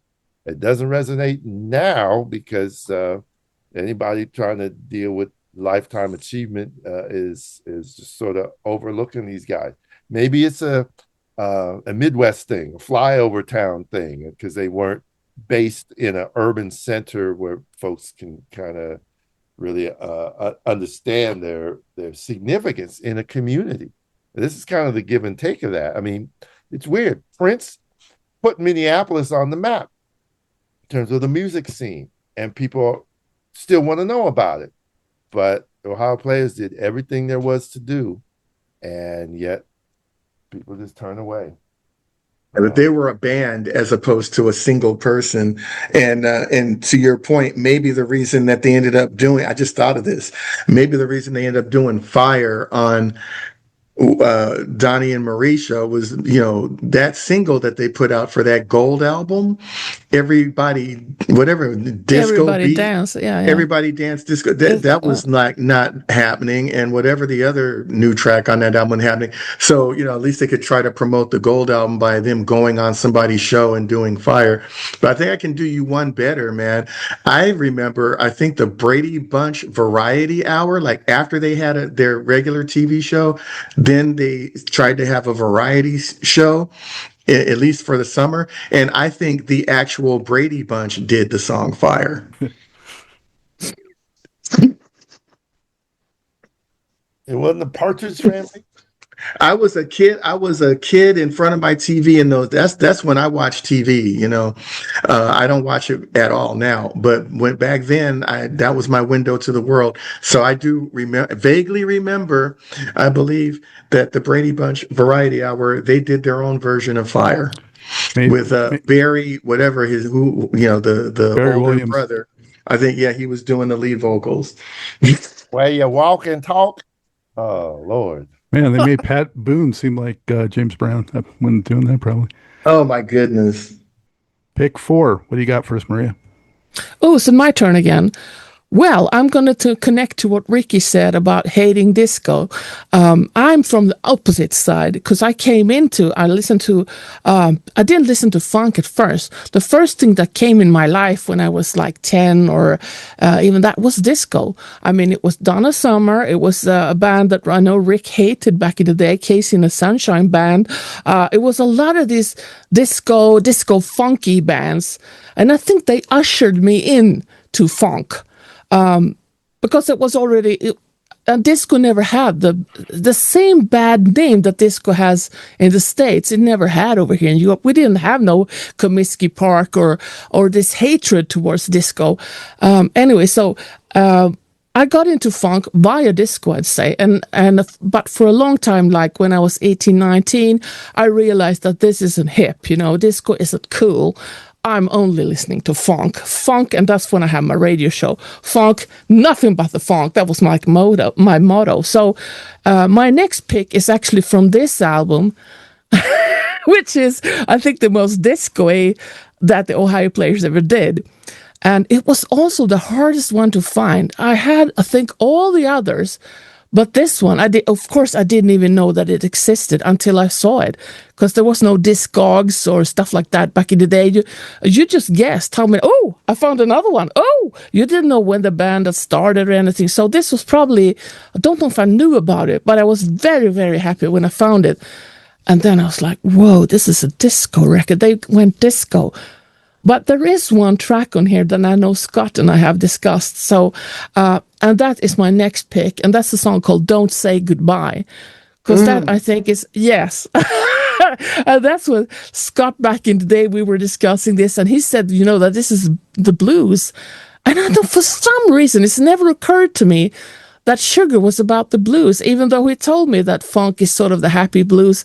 I never saw that, but it is. So Don't Say Goodbye. I don't know how many people have heard it. This is, of course, from their one and only, is it called Arista or Arista? Arista. Yeah, it's the only Arista album. And this time they went overboard. You can even see the T-shirt is wet. Maybe I shouldn't show it. So I didn't know that they were, I thought that they had gone disco here. Now I enjoy it anyway. I mean, I've come back now to accepting, yes, I came from disco. I still love disco.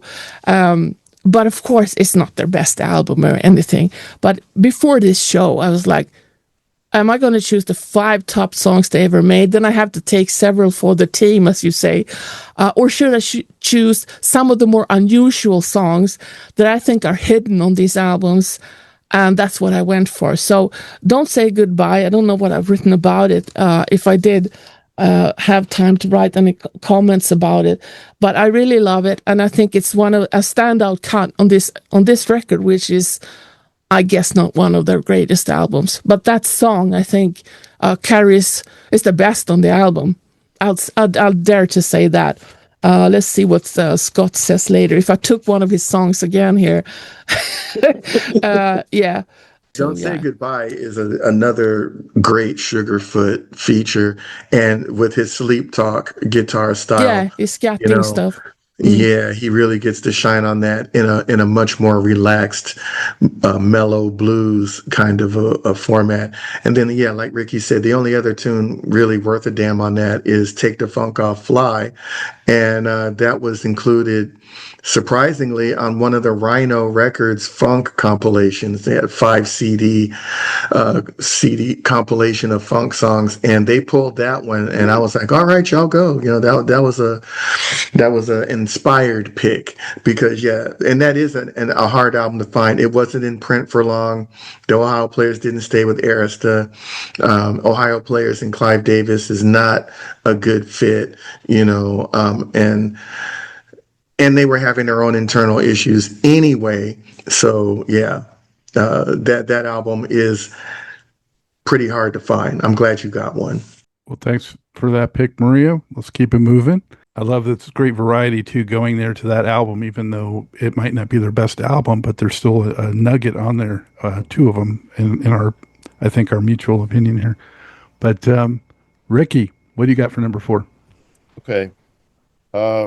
Man, I want to go to sort of the main line, but I'm going to go with what is bugging me out most recently. And we had talked about some of the Angel album, and I talked about Angel at one of our other sessions we had, the song. But when we talked about Body Vibes, we said, well, maybe they could have done it this way, or maybe they could have done it that way. There's a track on there that I used to wonder, why didn't they give us more of this? And that was O-H-I-O,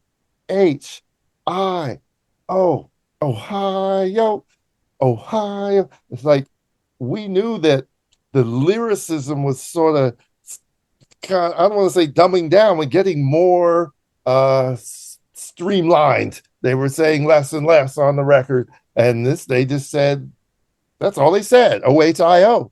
But it was 3 minutes of power. Yes, they had songs that are complex and elaborate and boom, boom, boom, boom, and coming out of contradiction. It was musically they couldn't be touched, and it seemed to me like, yeah, well, maybe people are losing the track of the fact that we can tear up a pocket and do more within less than anybody else out there. And from the outside in, you just hear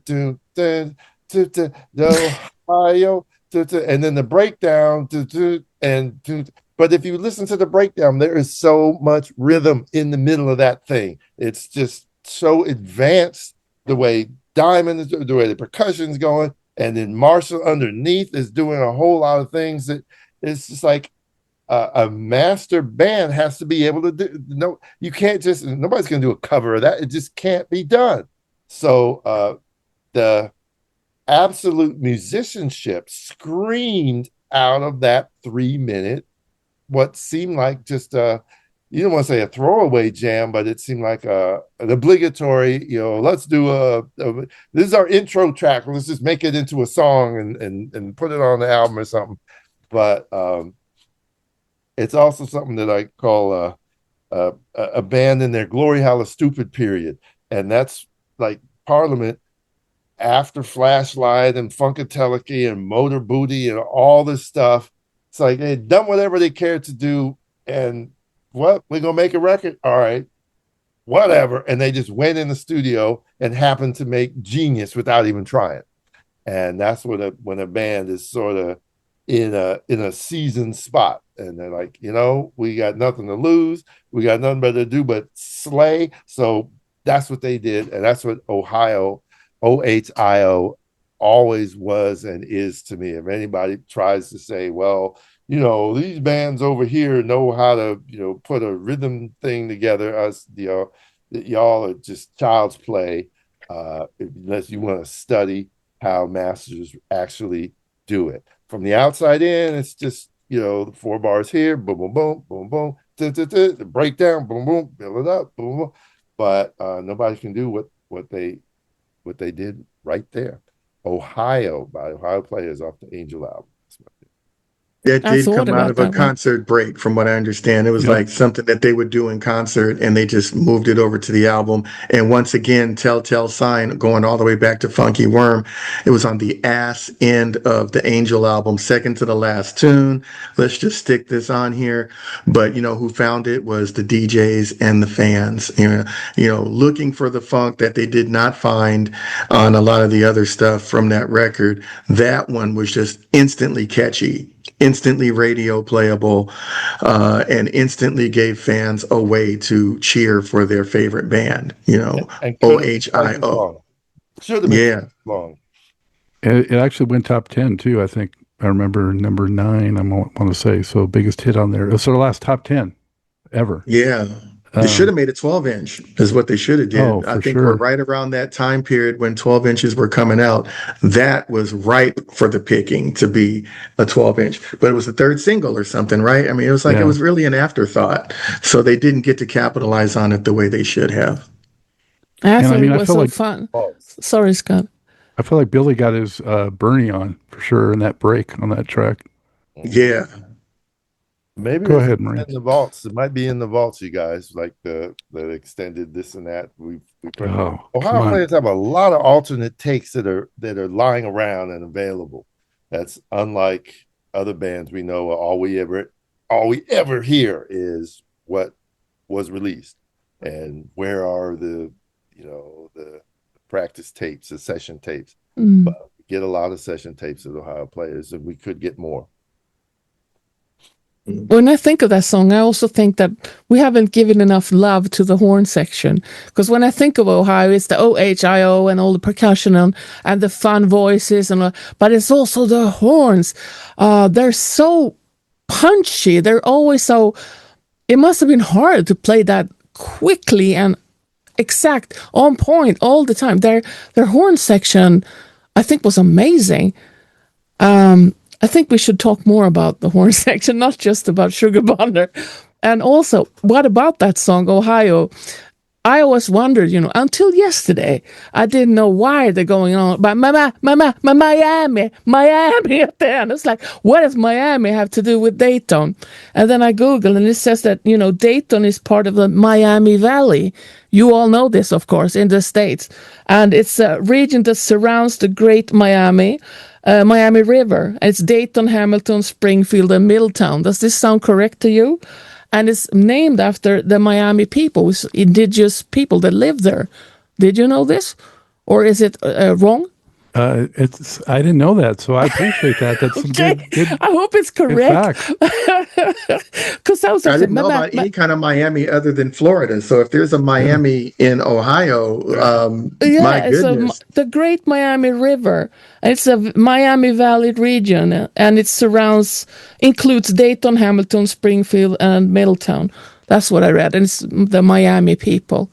In college football, they run the scores, and you sort of learn your geography. And a Division II second tier school that plays is Miami of Ohio. So there's a college named Miami of Ohio, as opposed to the Miami college team in Miami, Florida, that is much more better known and makes millions and does all that stuff. And Yeah, just like there's a Hollywood in Florida. Miami, Yeah, that's right. Miami. now you got to make me go back and listen, Maria. Thank you for that. See you there? No, and I appreciate you calling out the horns. That's a good call, because they were some special as well. Yeah, a lot of times the horns were really better featured on album tracks more so than, I mean, they're featured on singles, but they're one of the secret weapons to their horns is somebody that was not in the band, and it gets kind of controversial, but it's a serious white boy out of Chicago, and I talked to him extensively, named Jack Kramer, and he can play. He plays classical stuff. He plays everything. And he was one of their secret weapons in the studio because, I don't like to be whatever, man, but I have done my homework, and they weren't on the Earth, Wind and Fire Phoenix Horns tip, so they definitely had a lot of they had some help, some assistance, and the main guy that was, God bless him, he's still here too, live. I've talked to him. He's a great dude. Jack Kramer, shout out. White dude that was very involved in the horn, getting those precise horn parts in the studio. Yeah. Well, I never thought of them on a level of like Earth, Wind, and Fire's or Tower of Power, or maybe even Cool. I mean, they weren't quite on that level, but they still had some really choice They arrangements and They held parts. the ground. They held Yeah. it pretty well. Yeah, I could mention some songs, but I won't because we're not done yet. Yeah. And But it's think like if I I'm read mistaken- that people I read, I don't know where, in the music magazines, or if that Ohio players never could take their sound. It's so, the audio quality is amazing on these Mercury albums, and that Yes. they never really could carry this over to the live scene. And I mean, number one, what band could possibly do that? I mean, in the studio, you can't replicate that on stage. But when I saw on Midnight Special, I think they did a darn good job. I thought it would be less good because of the complaints I've heard, but I think that was good. Yeah, I agree. And it gets Yeah. complicated when your lead singer is a reluctant vocalist and you come to a show expecting somebody to give you a show, and you get a musical show from the Ohio players, but you don't necessarily get, the Lionel Richie look, the Jeffrey Osborne, the Ronnie Isley, the I see. the guy in the Barcades, who am I talking? Larry Dodson. Larry Yeah. Johnson, somebody, Steve Arrington, somebody. It's their role to be the lightning rod, to be the focal point, even if it undermines recognition of the band. A great band understands all of that, and the vocalist knows they're both the star and the sideshow at the same time. And Ohio players kind of flipped that upside down, just because they had such a superstar that was so reluctant, and that was Sugarfoot. It was That difficult that for explains Sugar why to he sing had a and hoodie. to sing and play lead guitar at the same time, and so Oh. Chet helped with that, because Sugar was definitely an excellent guitar player and a wonderful singer, but doing them both. And I never really completely got why he was always doing this, with the, up to his ear, trying to listen for stuff or whatever he was doing there. But I will tell you, in later days, because I didn't get to see the players in the 70s, I was too young. But I saw them many, many, many, many, many times up until Sugarfoot's death. And once Sugar was not able to play guitar anymore, and he just became a front man, and he was decked out in his badass gangster pimp suit, pinstripe, singing. All he had to do was sing. All he had to do was be the ringmaster, and he was great. He could just sing, and that's what they are missing now. Love the Ohio players. I love that Diamond and Billy are still in the fold, holding it down. They got a strong horn section. But what they do not have is anybody anywhere near close to what Sugarfoot brought, chemistry wise, instrument wise, and definitely lead vocal wise. They can always play them funk songs day and night. But when you get to something like Sweet Sticky Thing and these other two tunes that haven't come up yet, with no Sugar to sing them, or somebody else just trying to get through them, that's when the energy level and the quality kind of dips. Sorry to say, just keeping it real. Yeah. Well, before we move on to your pick, Scott, I just want to say about the background and not being up front with Sugarfoot. I think it's part of the reason that they got those pop locking dancers involved in their shows to actually Yeah, the give some lockers. life and something up front. But yeah, Scott, what do you have for number 4? All right, so I'm not going to consider this taking one for the team. I'm going to pick a hit now, and I'm going to go back to the Westbound days, and finally give some super duper love to Junie Morrison. Ecstasy, as short as it is, as you know, just kind of out of no, like what? You know, it just kind of comes on. I wanna tell you, baby, you know, that is 3 minutes of some seriously orgasmic R&B lead singing, you know, R&B gospel tinged lead singing. Junie just captured our entire vibe in that short. You talk about something that you wish was longer, but it really didn't need to be longer because it just does what it needs to do and gets out. I'm talking about Ecstasy, title track of the third album. And oh my goodness, that track is just a thing. And when you really feel it, you just want to play it about 2, 3, 4 times because it just captures everything. Ohio Players mode at that time was once they did something, they just start giving everybody a solo. You didn't need that on Ecstasy. You know, it's like, you know, you just, that song was what the title said. Ecstasy, the complete embodiment of ecstasy in a funk R&B tune. The keyboards, there's piano, there's oh my God, is it Wurlitzer? Or there's an electric piano in there. There's like 3 different pianos going on in there, and I'm sure Junie's playing all of them. It's like his personal opus of sensuality, man. And so this is my point in the program to just give it up to Junie. That little slice of funk is priceless. Ecstasy, Ohio Players. We have to mention, just in case there's got to be somebody watching or listening that maybe doesn't know, Junie went on to be a key member of Parliament Funkadelic on tracks like Knee Deep, One Nation Under a Groove, their biggest hits. So Junie was a major figure. Yes, major. And you could tell on any of his solo, you have to be ready for June. It's like after you play the hits, then you pull out your Junie albums, and you can really indulge. And I was you know, I don't know who he was. I knew he had that pitch and the sound from Pain and Pleasure. I was a big fan of the title song Pleasure from album 2. And, oh yeah. And it seemed like it evolved into a more stripped down pocket, which was Ecstasy. Not that they're sonic, they don't really relate, but just the way we've been going through the music, it's like Ecstasy came out of what Junie was pulling together with the Pleasure album, particularly Funky Worm and the title song Pleasure.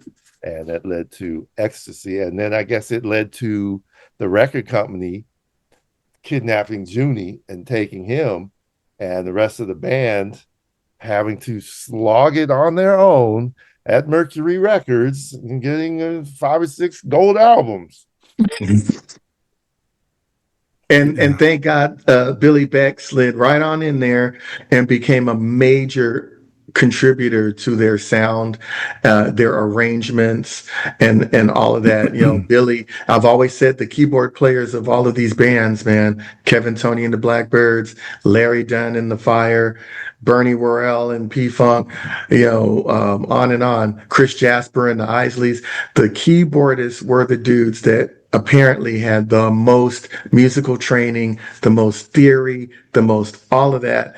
And they were the ones, and they had to play all these phalanx of keyboards to get all the different sounds. You know, they were the Poindexter, the funky Poindexters of the funk bands.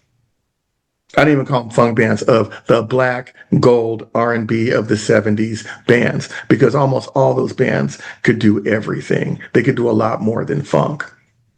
I think Diamond joined for that record. Yes. Yeah. Yeah, So that's the entrance of Diamond. Their rhythm got a little harder, a little funkier, rockier, I think, on that record. Yeah, the previous cat was a little more jazz and showtimey. I forget his name. I have his book Greg too. Webster. Thank you, Greg Yep. Webster. He wrote a little short book about his perspective on the fire.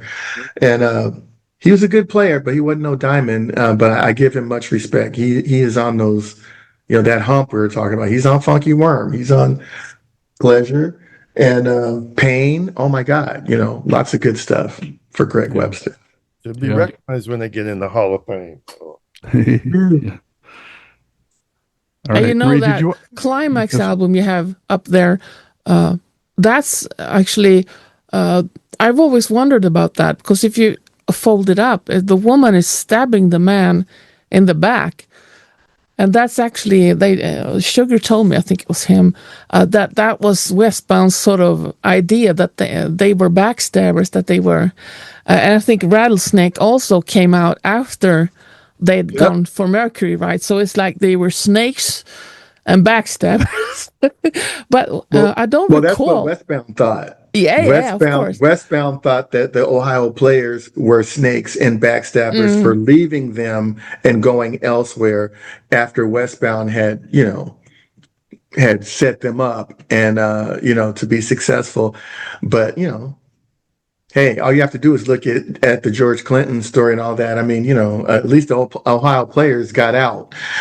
George and them did not. And the lawsuits, I believe, still continue to this day between George and Armand Baladian of Westbound. So, Was there a lawsuit between, when I was looking at, it was probably a GPT or Gemini, that said there was a lawsuit from Westbound towards the players for going to Mercury. Is this because you can't trust everything that machine says? But was there Bonner versus Westbound or something like that? I don't want to speak. I don't know it well enough to speak on it off the dome. Okay. But yeah, there was. I'm sure there was. But Juni's the Ohio players went to Mercury. Yes. That's Chicago. Gangster, let me stop. Whatever was going on got squashed somehow, and the Ohio players went on and had glory days. George and them stayed at Westbound a few more years than Ohio players did, and their contracts and everything were different. That's about all I will say. Yeah. And Juni stayed too. He did a couple of albums on Westbound. Yeah. There you go. But you pick one of my songs again, the ecstasy there. You guys are like doing like a I'm sorry, babe. an Ohio Players Exchange program or something. Yeah. Yeah. Yeah, All right. Thank you for that, Scott. Thank you. My number 4 is another Mercury pick. Let's see. Led off an album, led off a mid-70s record. It doesn't have many lyrics. Again, Rickey Vincent. This one also very short on the lyrical content, but an incredible jam that went to number 1. And I'm talking about Hoochie Coo from Contradiction, which, like so many of them, was just a jam in the studio.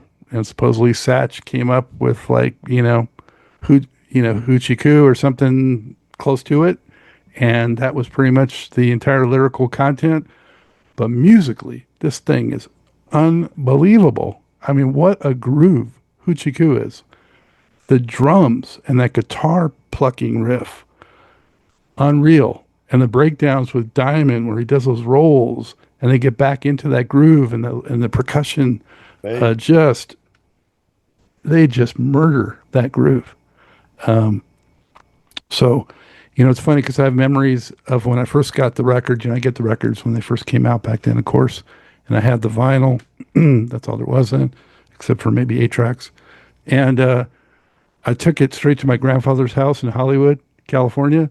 He was an audiophile, ridiculous system at his house. Of course, he was all into, standards and, Frank Sinatra and all that kind of stuff. Put it on full blast on the Macintoshes and the hundreds of watts of power, and just was in heaven. And he was just tripping on me and just saying, that's all they're saying is Hoochie Coo. And he didn't get it, but It was special for me. That Your backbone's on. You know what the hell is this? Jones. I thought it said the backbone's gone. yeah, Yeah, The yeah. backbone's can't do gone. nothing. We Backbone's can't gone. do Can't do nothing. I nothing. always wonder whether they. I understand Jones is the backbone, but what I didn't get that. and then the horns kick in nicely too on Yeah. that. Dun-dun-dun-dun-dun. Fourth straight number one album. Four straight number one albums, Hall of Fame. And well, Scott, let's finish here. Yeah. It was the first of two singles. Got to number 18 pop, as was mentioned before. Was their last top 40 pop single. We had our last top 10 R&B, Hoochie last top 40 pop. Billy, I noticed, I was looking at the credits. Billy's credits show 7 different kinds of keyboards he played on this thing. I mean, to your point, Scott, about these guys being the maestros and the musical directors and the glue and all that. Billy Beck step in for Junie was unbelievable. And the model, the model in this one was not identified, but the horse is. So What does that mean?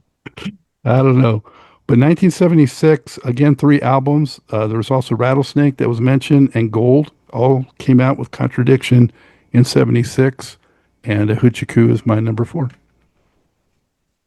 Uchiku is also extremely noteworthy for them incorporating country music into funk. You know, it's like a do-si-do country thing, and it's like it's just straight up country funk record.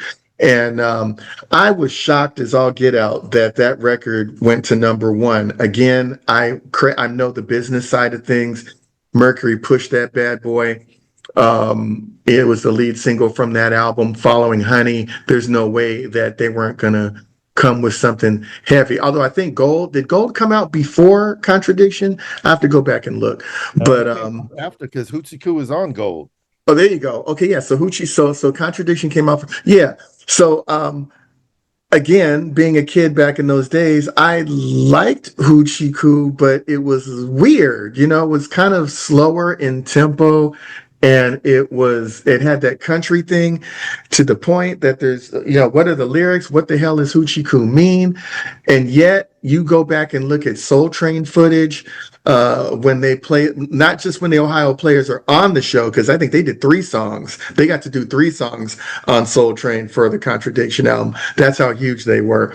But just when they played it for the Soul Train line, or when they just played it for the Soul Train dancers to dance to, they found a way to groove in on those diamond drum parts. Those diamond is such an amazing. I'm a drummer, and I haven't given it up for Diamond on this episode yet, but that dude is a bow down, amazing king, emperor of the drums, not just because he was badass, but because he created rhythms that were not straight 4. He was always throwing stuff in the mix, but you could still shake your ass to it from the beginning to the end of the song. Diamond, was throwing all sorts of things in there, and he loved jazz when he was coming up. He liked Buddy Rich and people like that. So he knew about polyrhythms, and he knew about, displacing the 1 and the 2 and 4 and all that. Diamond was badass. And so there's probably, this is one of those examples of a song that was straight funky, but very heavily spiced with country music that people still, them black folks, you look at those mamas on Soul Train shaking their booty to this song, it was not a shake, it was a grind, it was a groove, the way they danced to that sucker, man. And it's sexy as all get out. That's what I liked about Hoochie, and it shocked the hell out of me that it went to number 1. I think it was first of all, their response to tear the roof off the sucker, and how much musicality was going in to the funk, right? Yeah. And then you have to think about, they had done Fire, which was inspired, and I just love how audacious Fire was coming after Skin Tight, because they knew what to do, they knew how to do it, and they went for it. And then when they did Roller Coaster, it seemed like Roller Coaster was relatively speaking, a little more straightforward. Dare we say it was sort of keeping up with disco, like they had been listening to Casey and the Sunshine Band. They had It been was right on that borderline. it's like, wait, are you guys trying to do simple music? What are you trying to do there? And it seemed like they heard that maybe in Ohio and Dayton, they heard that and said, oh, they think we're doing simple music. So we're not going to do that anymore. So they follow, if you think about it, 2 number 1 pop hits, Fire, Roller Coaster. And they said, well, we could go the disco route and go clean, simple, straightforward. Diamond wouldn't let them. Scott, what you saying? He wouldn't let them do that anyway. But the band said, let's just go for what we do. And that was just do a crazy, complicated banger that you can still dance to if you have any rhythm at all. That's the thing. Disco, you don't have to have any rhythm. You can still dance to. But, a funk band, it means you got to have some understanding of the rhythms that are innate within you. And Ohio players understood that, went for that. And I think folks recognize it. That's the same reason I remember asking myself, how did Aqua Boogie become a number 1 R&B hit? That thing is so strange the way it comes, but people understood that the one that was on there. And so the one. Yeah, so I totally understand why they did Hoochie Coo, and I had massive respect for the fact that, we're going to do what we do, not what the industry wants us to do, which is a simpleton remake of Roller Coaster, which they wound up having to do sooner or later on anyway. But yes, they did. But I just Angel. I think they had the clout at that point to say, we know what's right. We're going to do what we want. And between the title cut contradiction between Hoochie Coo and Far East Mississippi, that was some advanced music, so advanced. They said, we're going to do what we do. We're going to do our thing. And, and then they backed it up with the greatest hits. And at that point, they started to say, okay, whatever you guys say, we'll just punch the clock and groove our way through the rest of the 70s. Yeah, that Feel the Heat disco beat, whatever hell was on the Gold album, that was their concession to disco, and it was horrible, and nobody even remembers that damn thing, All right, ready to bring it home, people? We're on to the final round 5, and Maria's been sitting there patiently. I'm sitting here patiently thinking, which one should I choose? Which should I go? That. We're with you. All of us are with you. This is so difficult because all of it's good. There's nothing that's really, really bad, and it's not like I can't pick 5 of their best songs. I can pick 5 songs that I really, really like that aren't the ones that people would expect. I can do that. So that's my direction I'm going in. And then I'll have some honorable mentions at the end.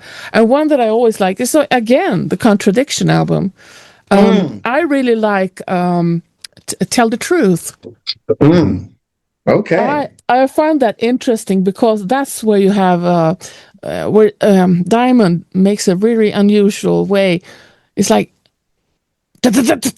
I can't explain it, but the drumming is not straight there. He does some extra punch. Scott, help me out here. I really like that. And I like the lyrical content. I think and the way he sings in layers, it's, they go lie, lie, lie, and Sugar sings, and he sings sort of with himself. There are several layers of vocals on there that I like. And of course, the horns. I think it's a driving song. It's like, it drives you forward. It's not, it doesn't have the hang of some of the other songs. They roll you back and forth, but this one just goes forward. It's a forward motion in that song, and I like the layerings, and I like the content and how the drumming there is it's not straightforward. It's not complicated jazz or anything, but it's not a straightforward rhythm, and I appreciate that. It's like a backwards march, and then with a strange, I don't want to call it disco, but like a four on the floor vibe, but it's in a kind of reverse mode. And then because the song is called Tell the Truth, when you got all the snare drum fills on there and everything, it's kind of like, and that's the album that also gave us Bicentennial. So there's this kind of Americana feel. That's the way I always thought about Tell the Truth and Bicentennial are kind of twin songs about, a higher ideal of this effed up country. Oh, excuse me. When they do that high vocal part, la, la, la. Yeah, I love that. Yeah, it's really You cool. can't get by if you don't tell a lie. Yeah. So it's maybe on the surface about a woman lying to a man, but maybe it's more than that. Nixon. Is it Nixon? Interesting. I'm learning so much on this show about my favorite band. New stuff. Tell the truth. Is it good when we're making love, girl? I want to say that the rhythm, it's kind of like a rumbling rhythm or something on that track. Yeah. Diamond, not giving you the norm. My hero, shout out. James Diamond Williams, Jim Diamond. My friend Robin Russell of New Birth and him were very good friends. And oh my God, you can tell why. I mean, where other bands, the guitar player might be a rival of the other guitar player or the bass player, blah. Man, the drummers were like just symbiotic. Like, yeah, dude, I'll see you after the show. Maybe we're gonna go and whatever. It was a whole nother brotherhood going on with the drummers. Let me tell you that. That's all I'm gonna say. Because we've been talking drummers, I had to drop that in there. I'm pretty sure that Diamond also he went to college for music. I mean, he knows theory and all that. I mean, Yeah. He's scholarly He can sing. with the music. Yeah. Yeah, he can sing. He knows that. He's exceptional. We have that brotherhood out here, Scott. Greg Arico from Sign the Family Stone, Dave Garibaldi from Tower Power, Michael Shreve from Santana. Yep.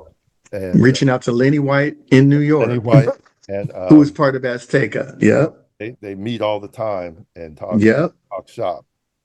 And they have that show. They had a short-lived podcast. Was it called Stick People, I think? And they would have the four of them, and then they'd interview somebody else. And it wasn't always a drummer either.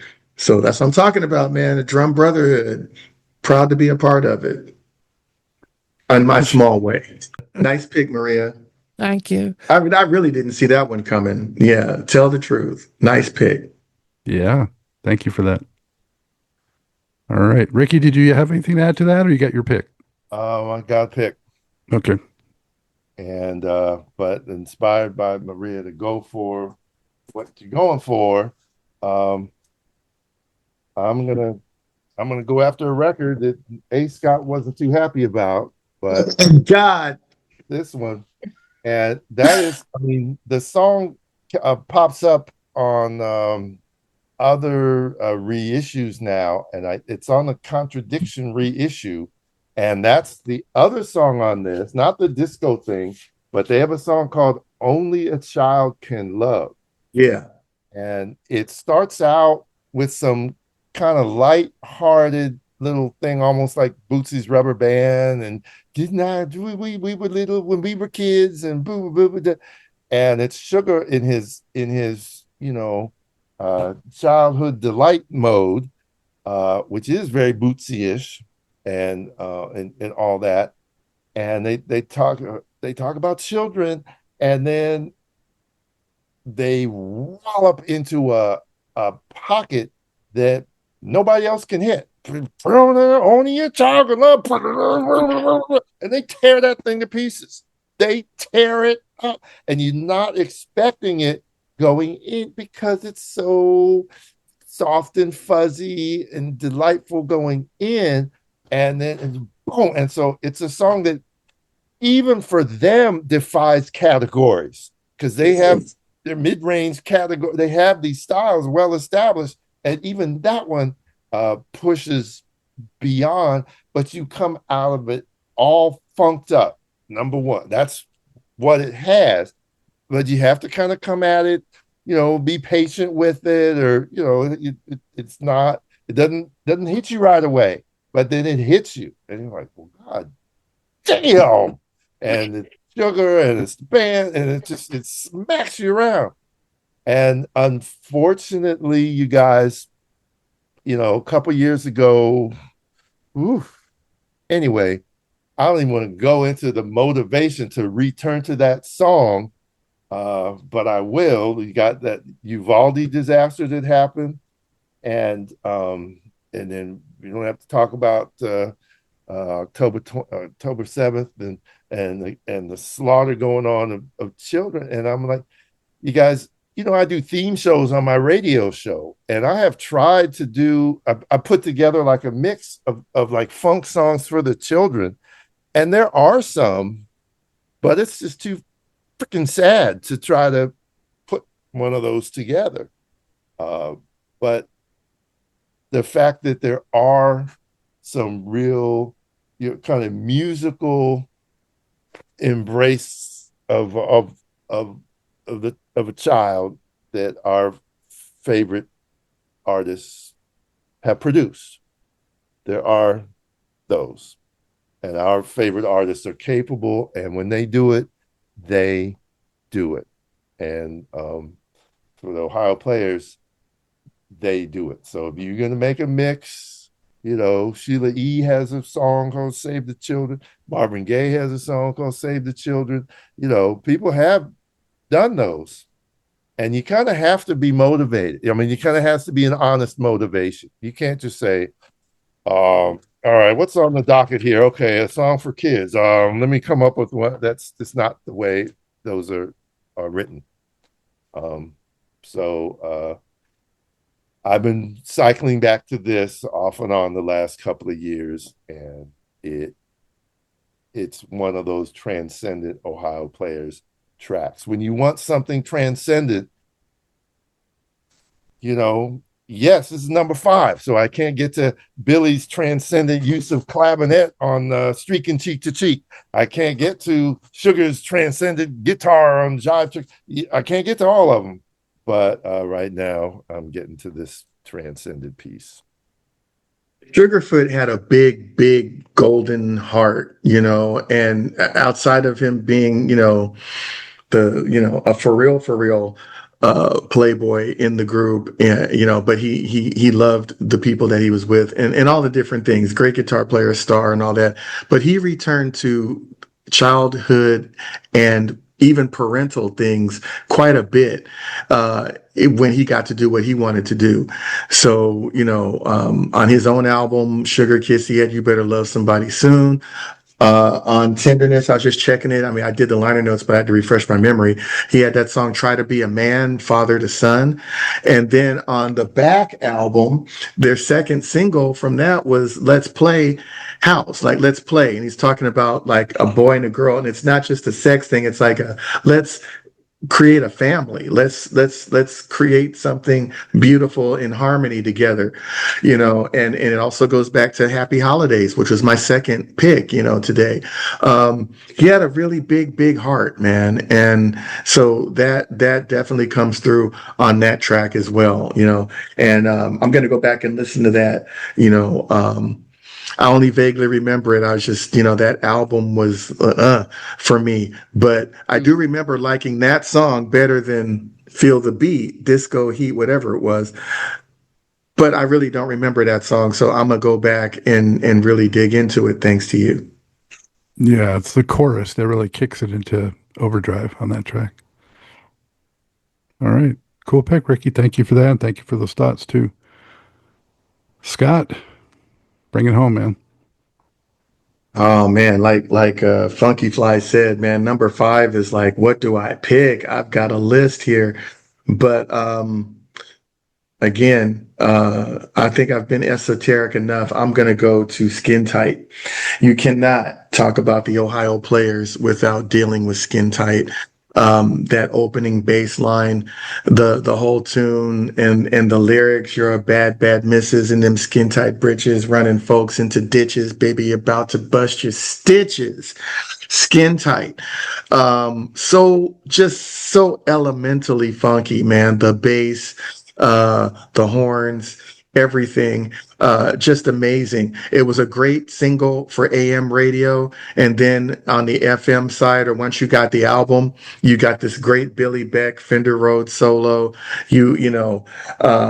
Just groove, with the drums and just sitting in that seriously sexy pocket for 7 or 8 minutes, man. Skin Tight is a masterpiece of funk, and we cannot ever deny it its place. Because it is one of those top five that's like undeniable and obvious, I'm not going to take a whole bunch of time on it. It is what it is. We all probably know it. And if you don't know it, go and listen to that album track. Go listen to the full album version. Like we've all said, we could all start digging into album cuts and B-sides and all sorts of things with the Ohio Players, man. But I could not let this list go by without having Skin Tight on it, because we'd get popped upside the head by the YouTube funk police for not having it on there. Masterpiece, Skin Tight. I love it. And I want to say, it's totally them. And it was years later I realized, wait a minute, boom, boom, boom, boom, boom, boom.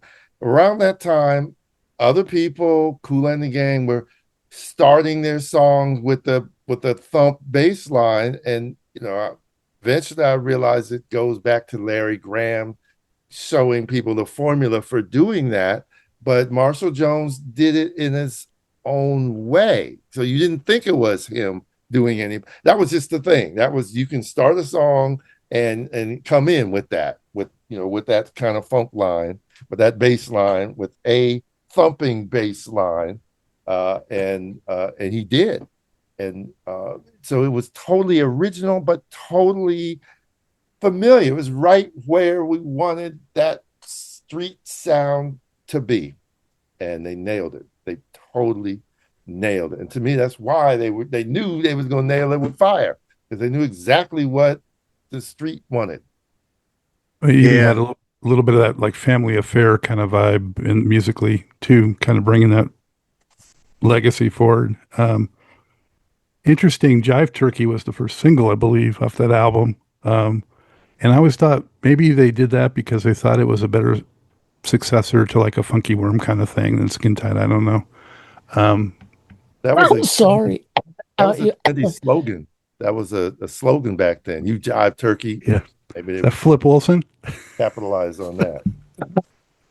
You ever see the Flip Wilson show? Remember that? Heck yeah. Never. Hey, man. The devil made me do it. Yeah, all that. Yeah. I hope they had the Flip Wilson show in Sweden, Funkyflyy. Sadly, Otherwise, you got 5 seasons of amazingness to deal with.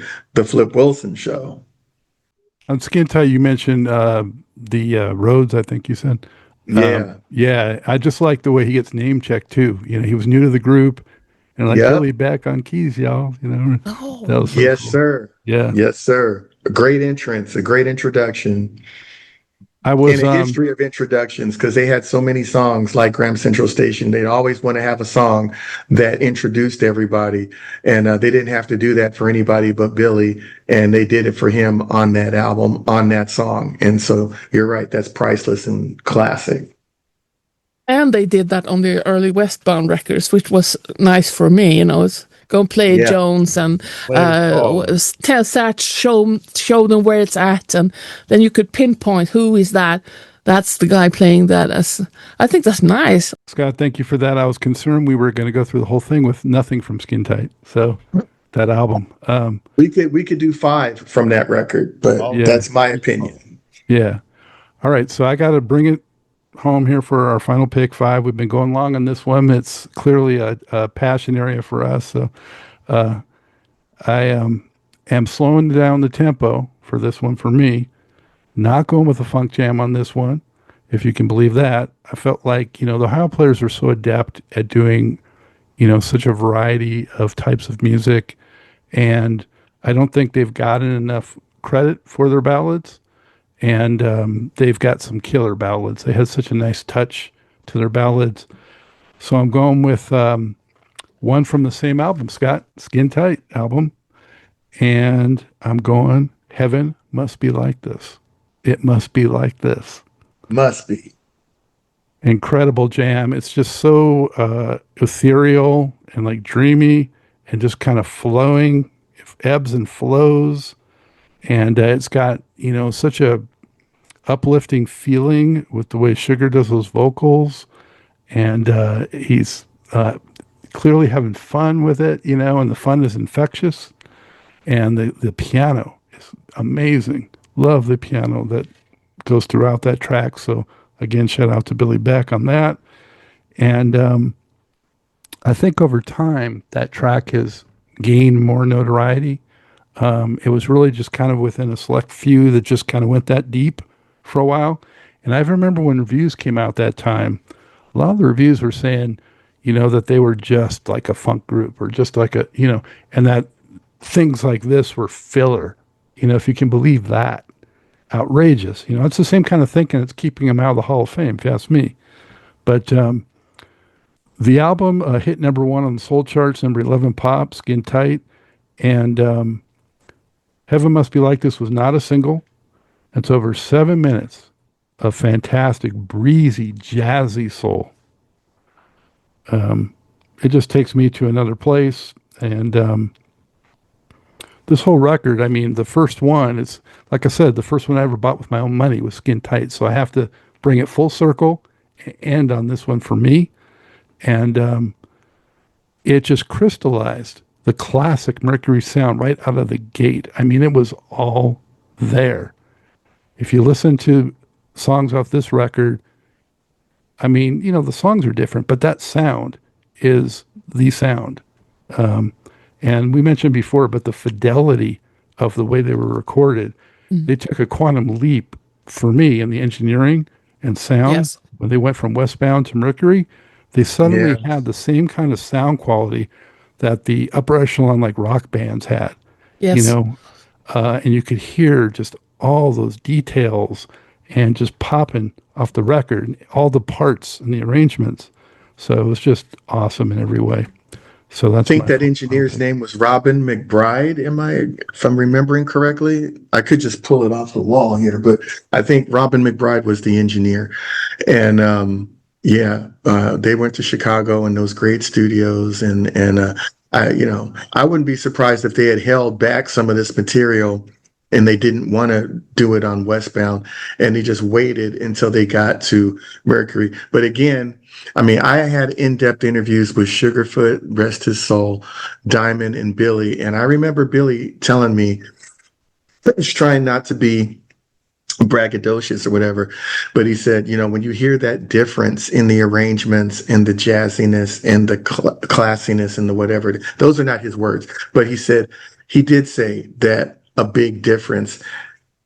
He was a quantum element of helping to bring that level of arrangement and stuff to the music. Excuse me.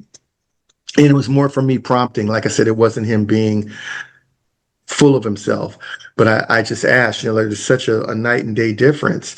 And, him, another child prodigy like Bernie Worrell, he'd studied classical, he'd played jazz, he played in church, he'd done all the things. And he brought those sensibilities along with Robin McBride's engineering and just the sheen and class of being on a major label like Mercury and the budget that they had and all of that. It was just, it was a new day for the Ohio players with Skin Tight. And I think you're right too about Jive Turkey. First it was something that kind of was a bridge from Funky Worm and Westbound and all that. It's a great track and all that.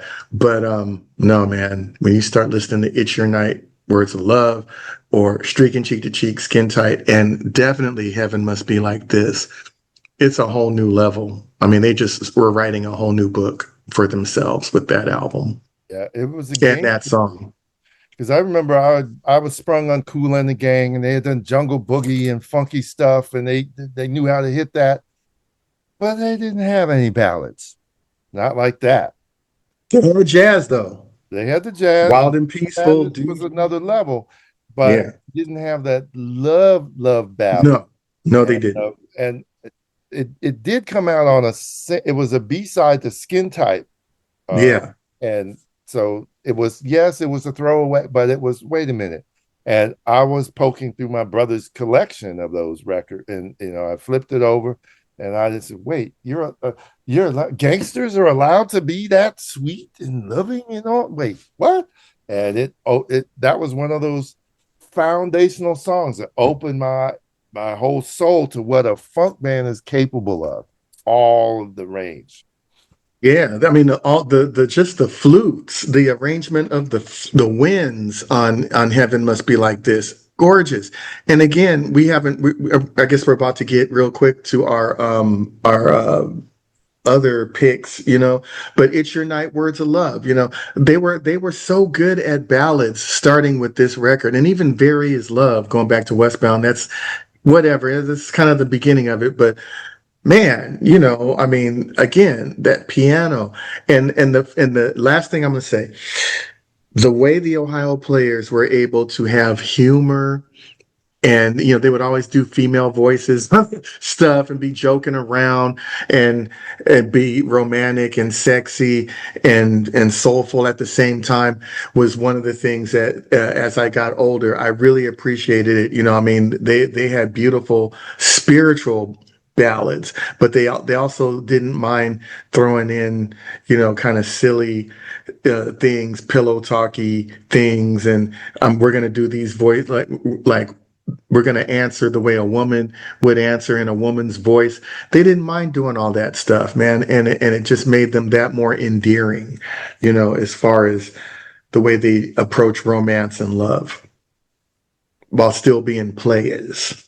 And it also had that intimacy also, Yeah. which a lot of You're funk welcome. bands kind of couldn't get to that level of, that kind of intimate connection with the listener. But thank you, everybody, for all those picks. We got to get to our honorable mentions. So, Maria, you can Oh pick up my to God. five honorable mentions. You want to do it quickly? We're not going to spend the time. No, I can just say them basically. I should mention Smoke from Fire. I like that one. We've already talked about that, so I'm not going to say that. I also like a song also from the Skin Tight album called Is Anybody Gonna Be Saved? I love that one. It has what I'm not musically talented enough to say, but we call it the backbeat in Sweden. It's really gospel, and it's kind of like the stuff that Norman Whitfield would do, that kind of rhythm. I love it. What else can I say? Of course, Body One. I think Not Enough is a good. Haven't you mentioned that? Oh my goodness. Players Bowling. Have we mentioned that? I'll say that for my third. Players Bowling, players doing their own thing. It's funny how they imitate the groupies and stuff. Oh, yeah, back off the stage. Oh, that's really funny. What else can I say? Jesus Christ, sorry.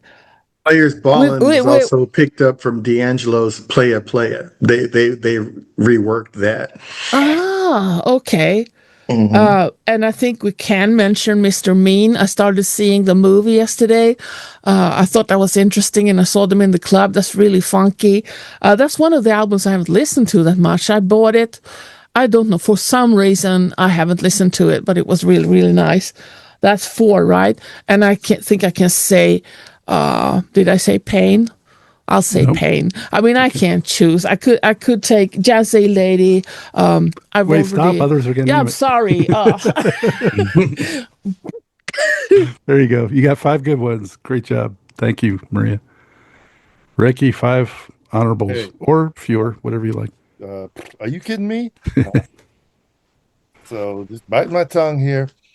Streaking Cheek to Cheek deserves a play because it was the next level of clavinet from Billy.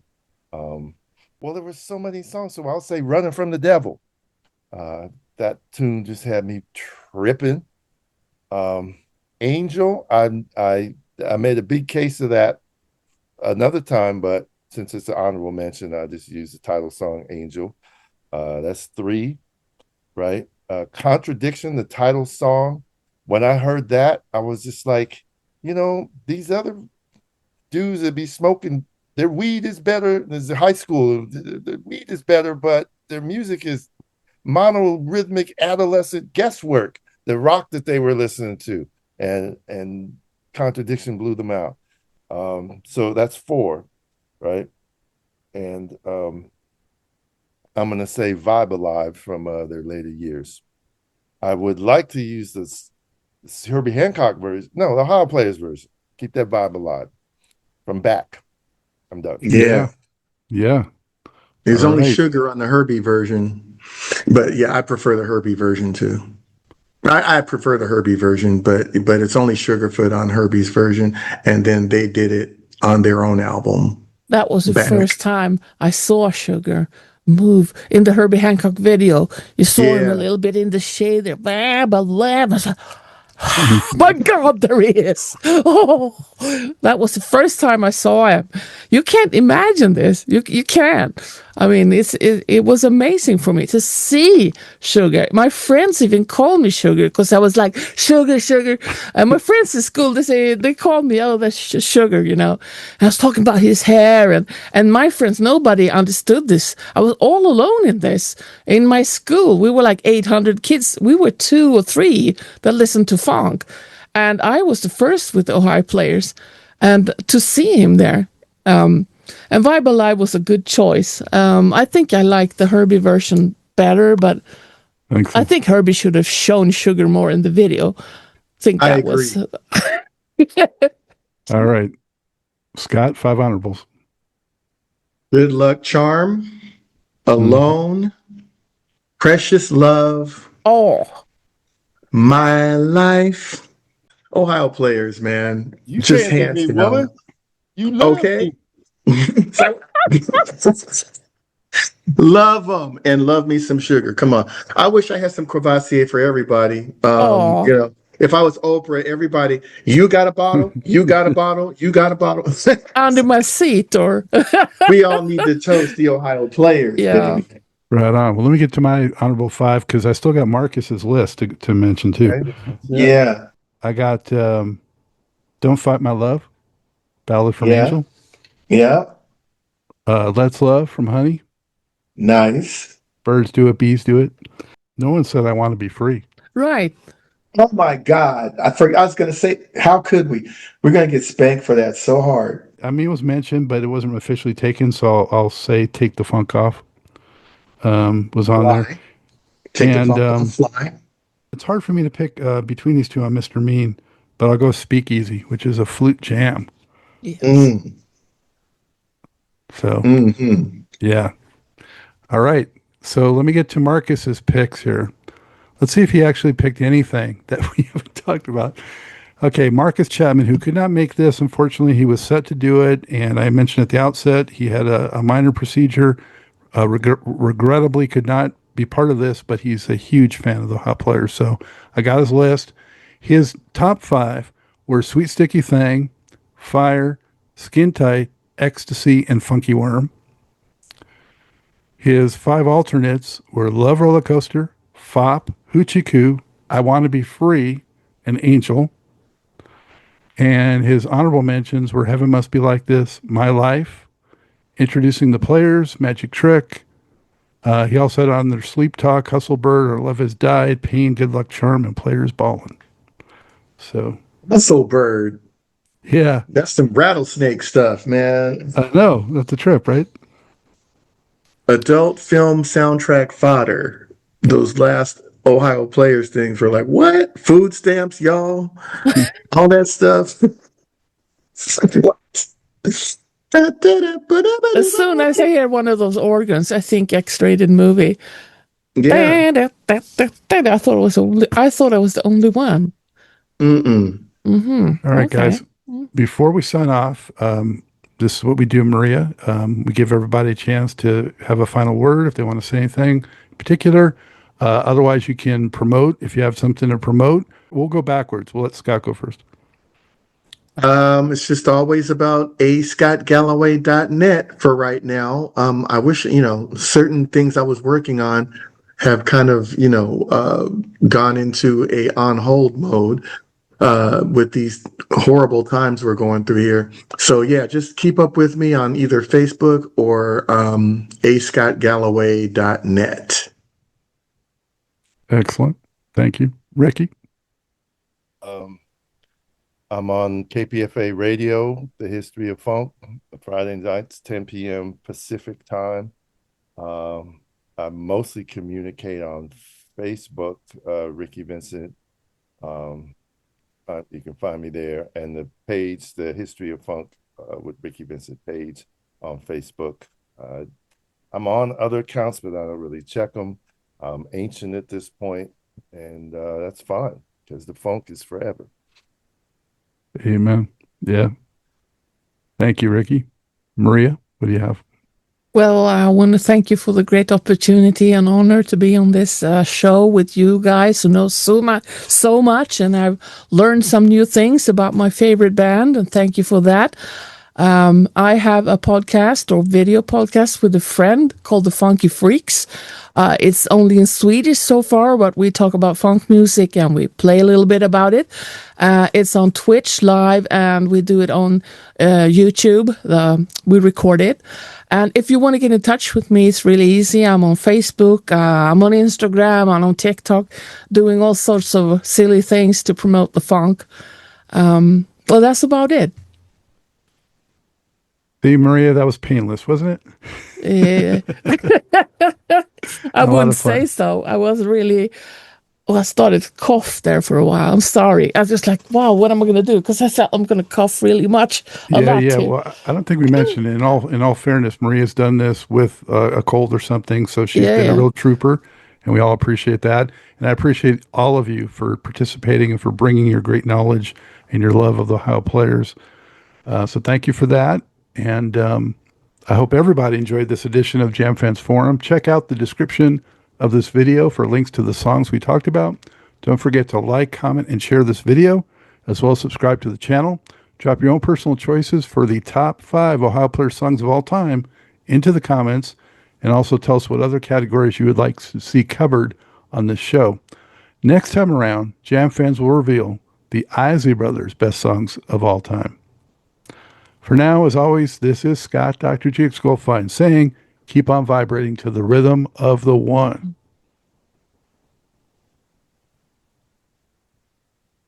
Welcome to the Funk Show.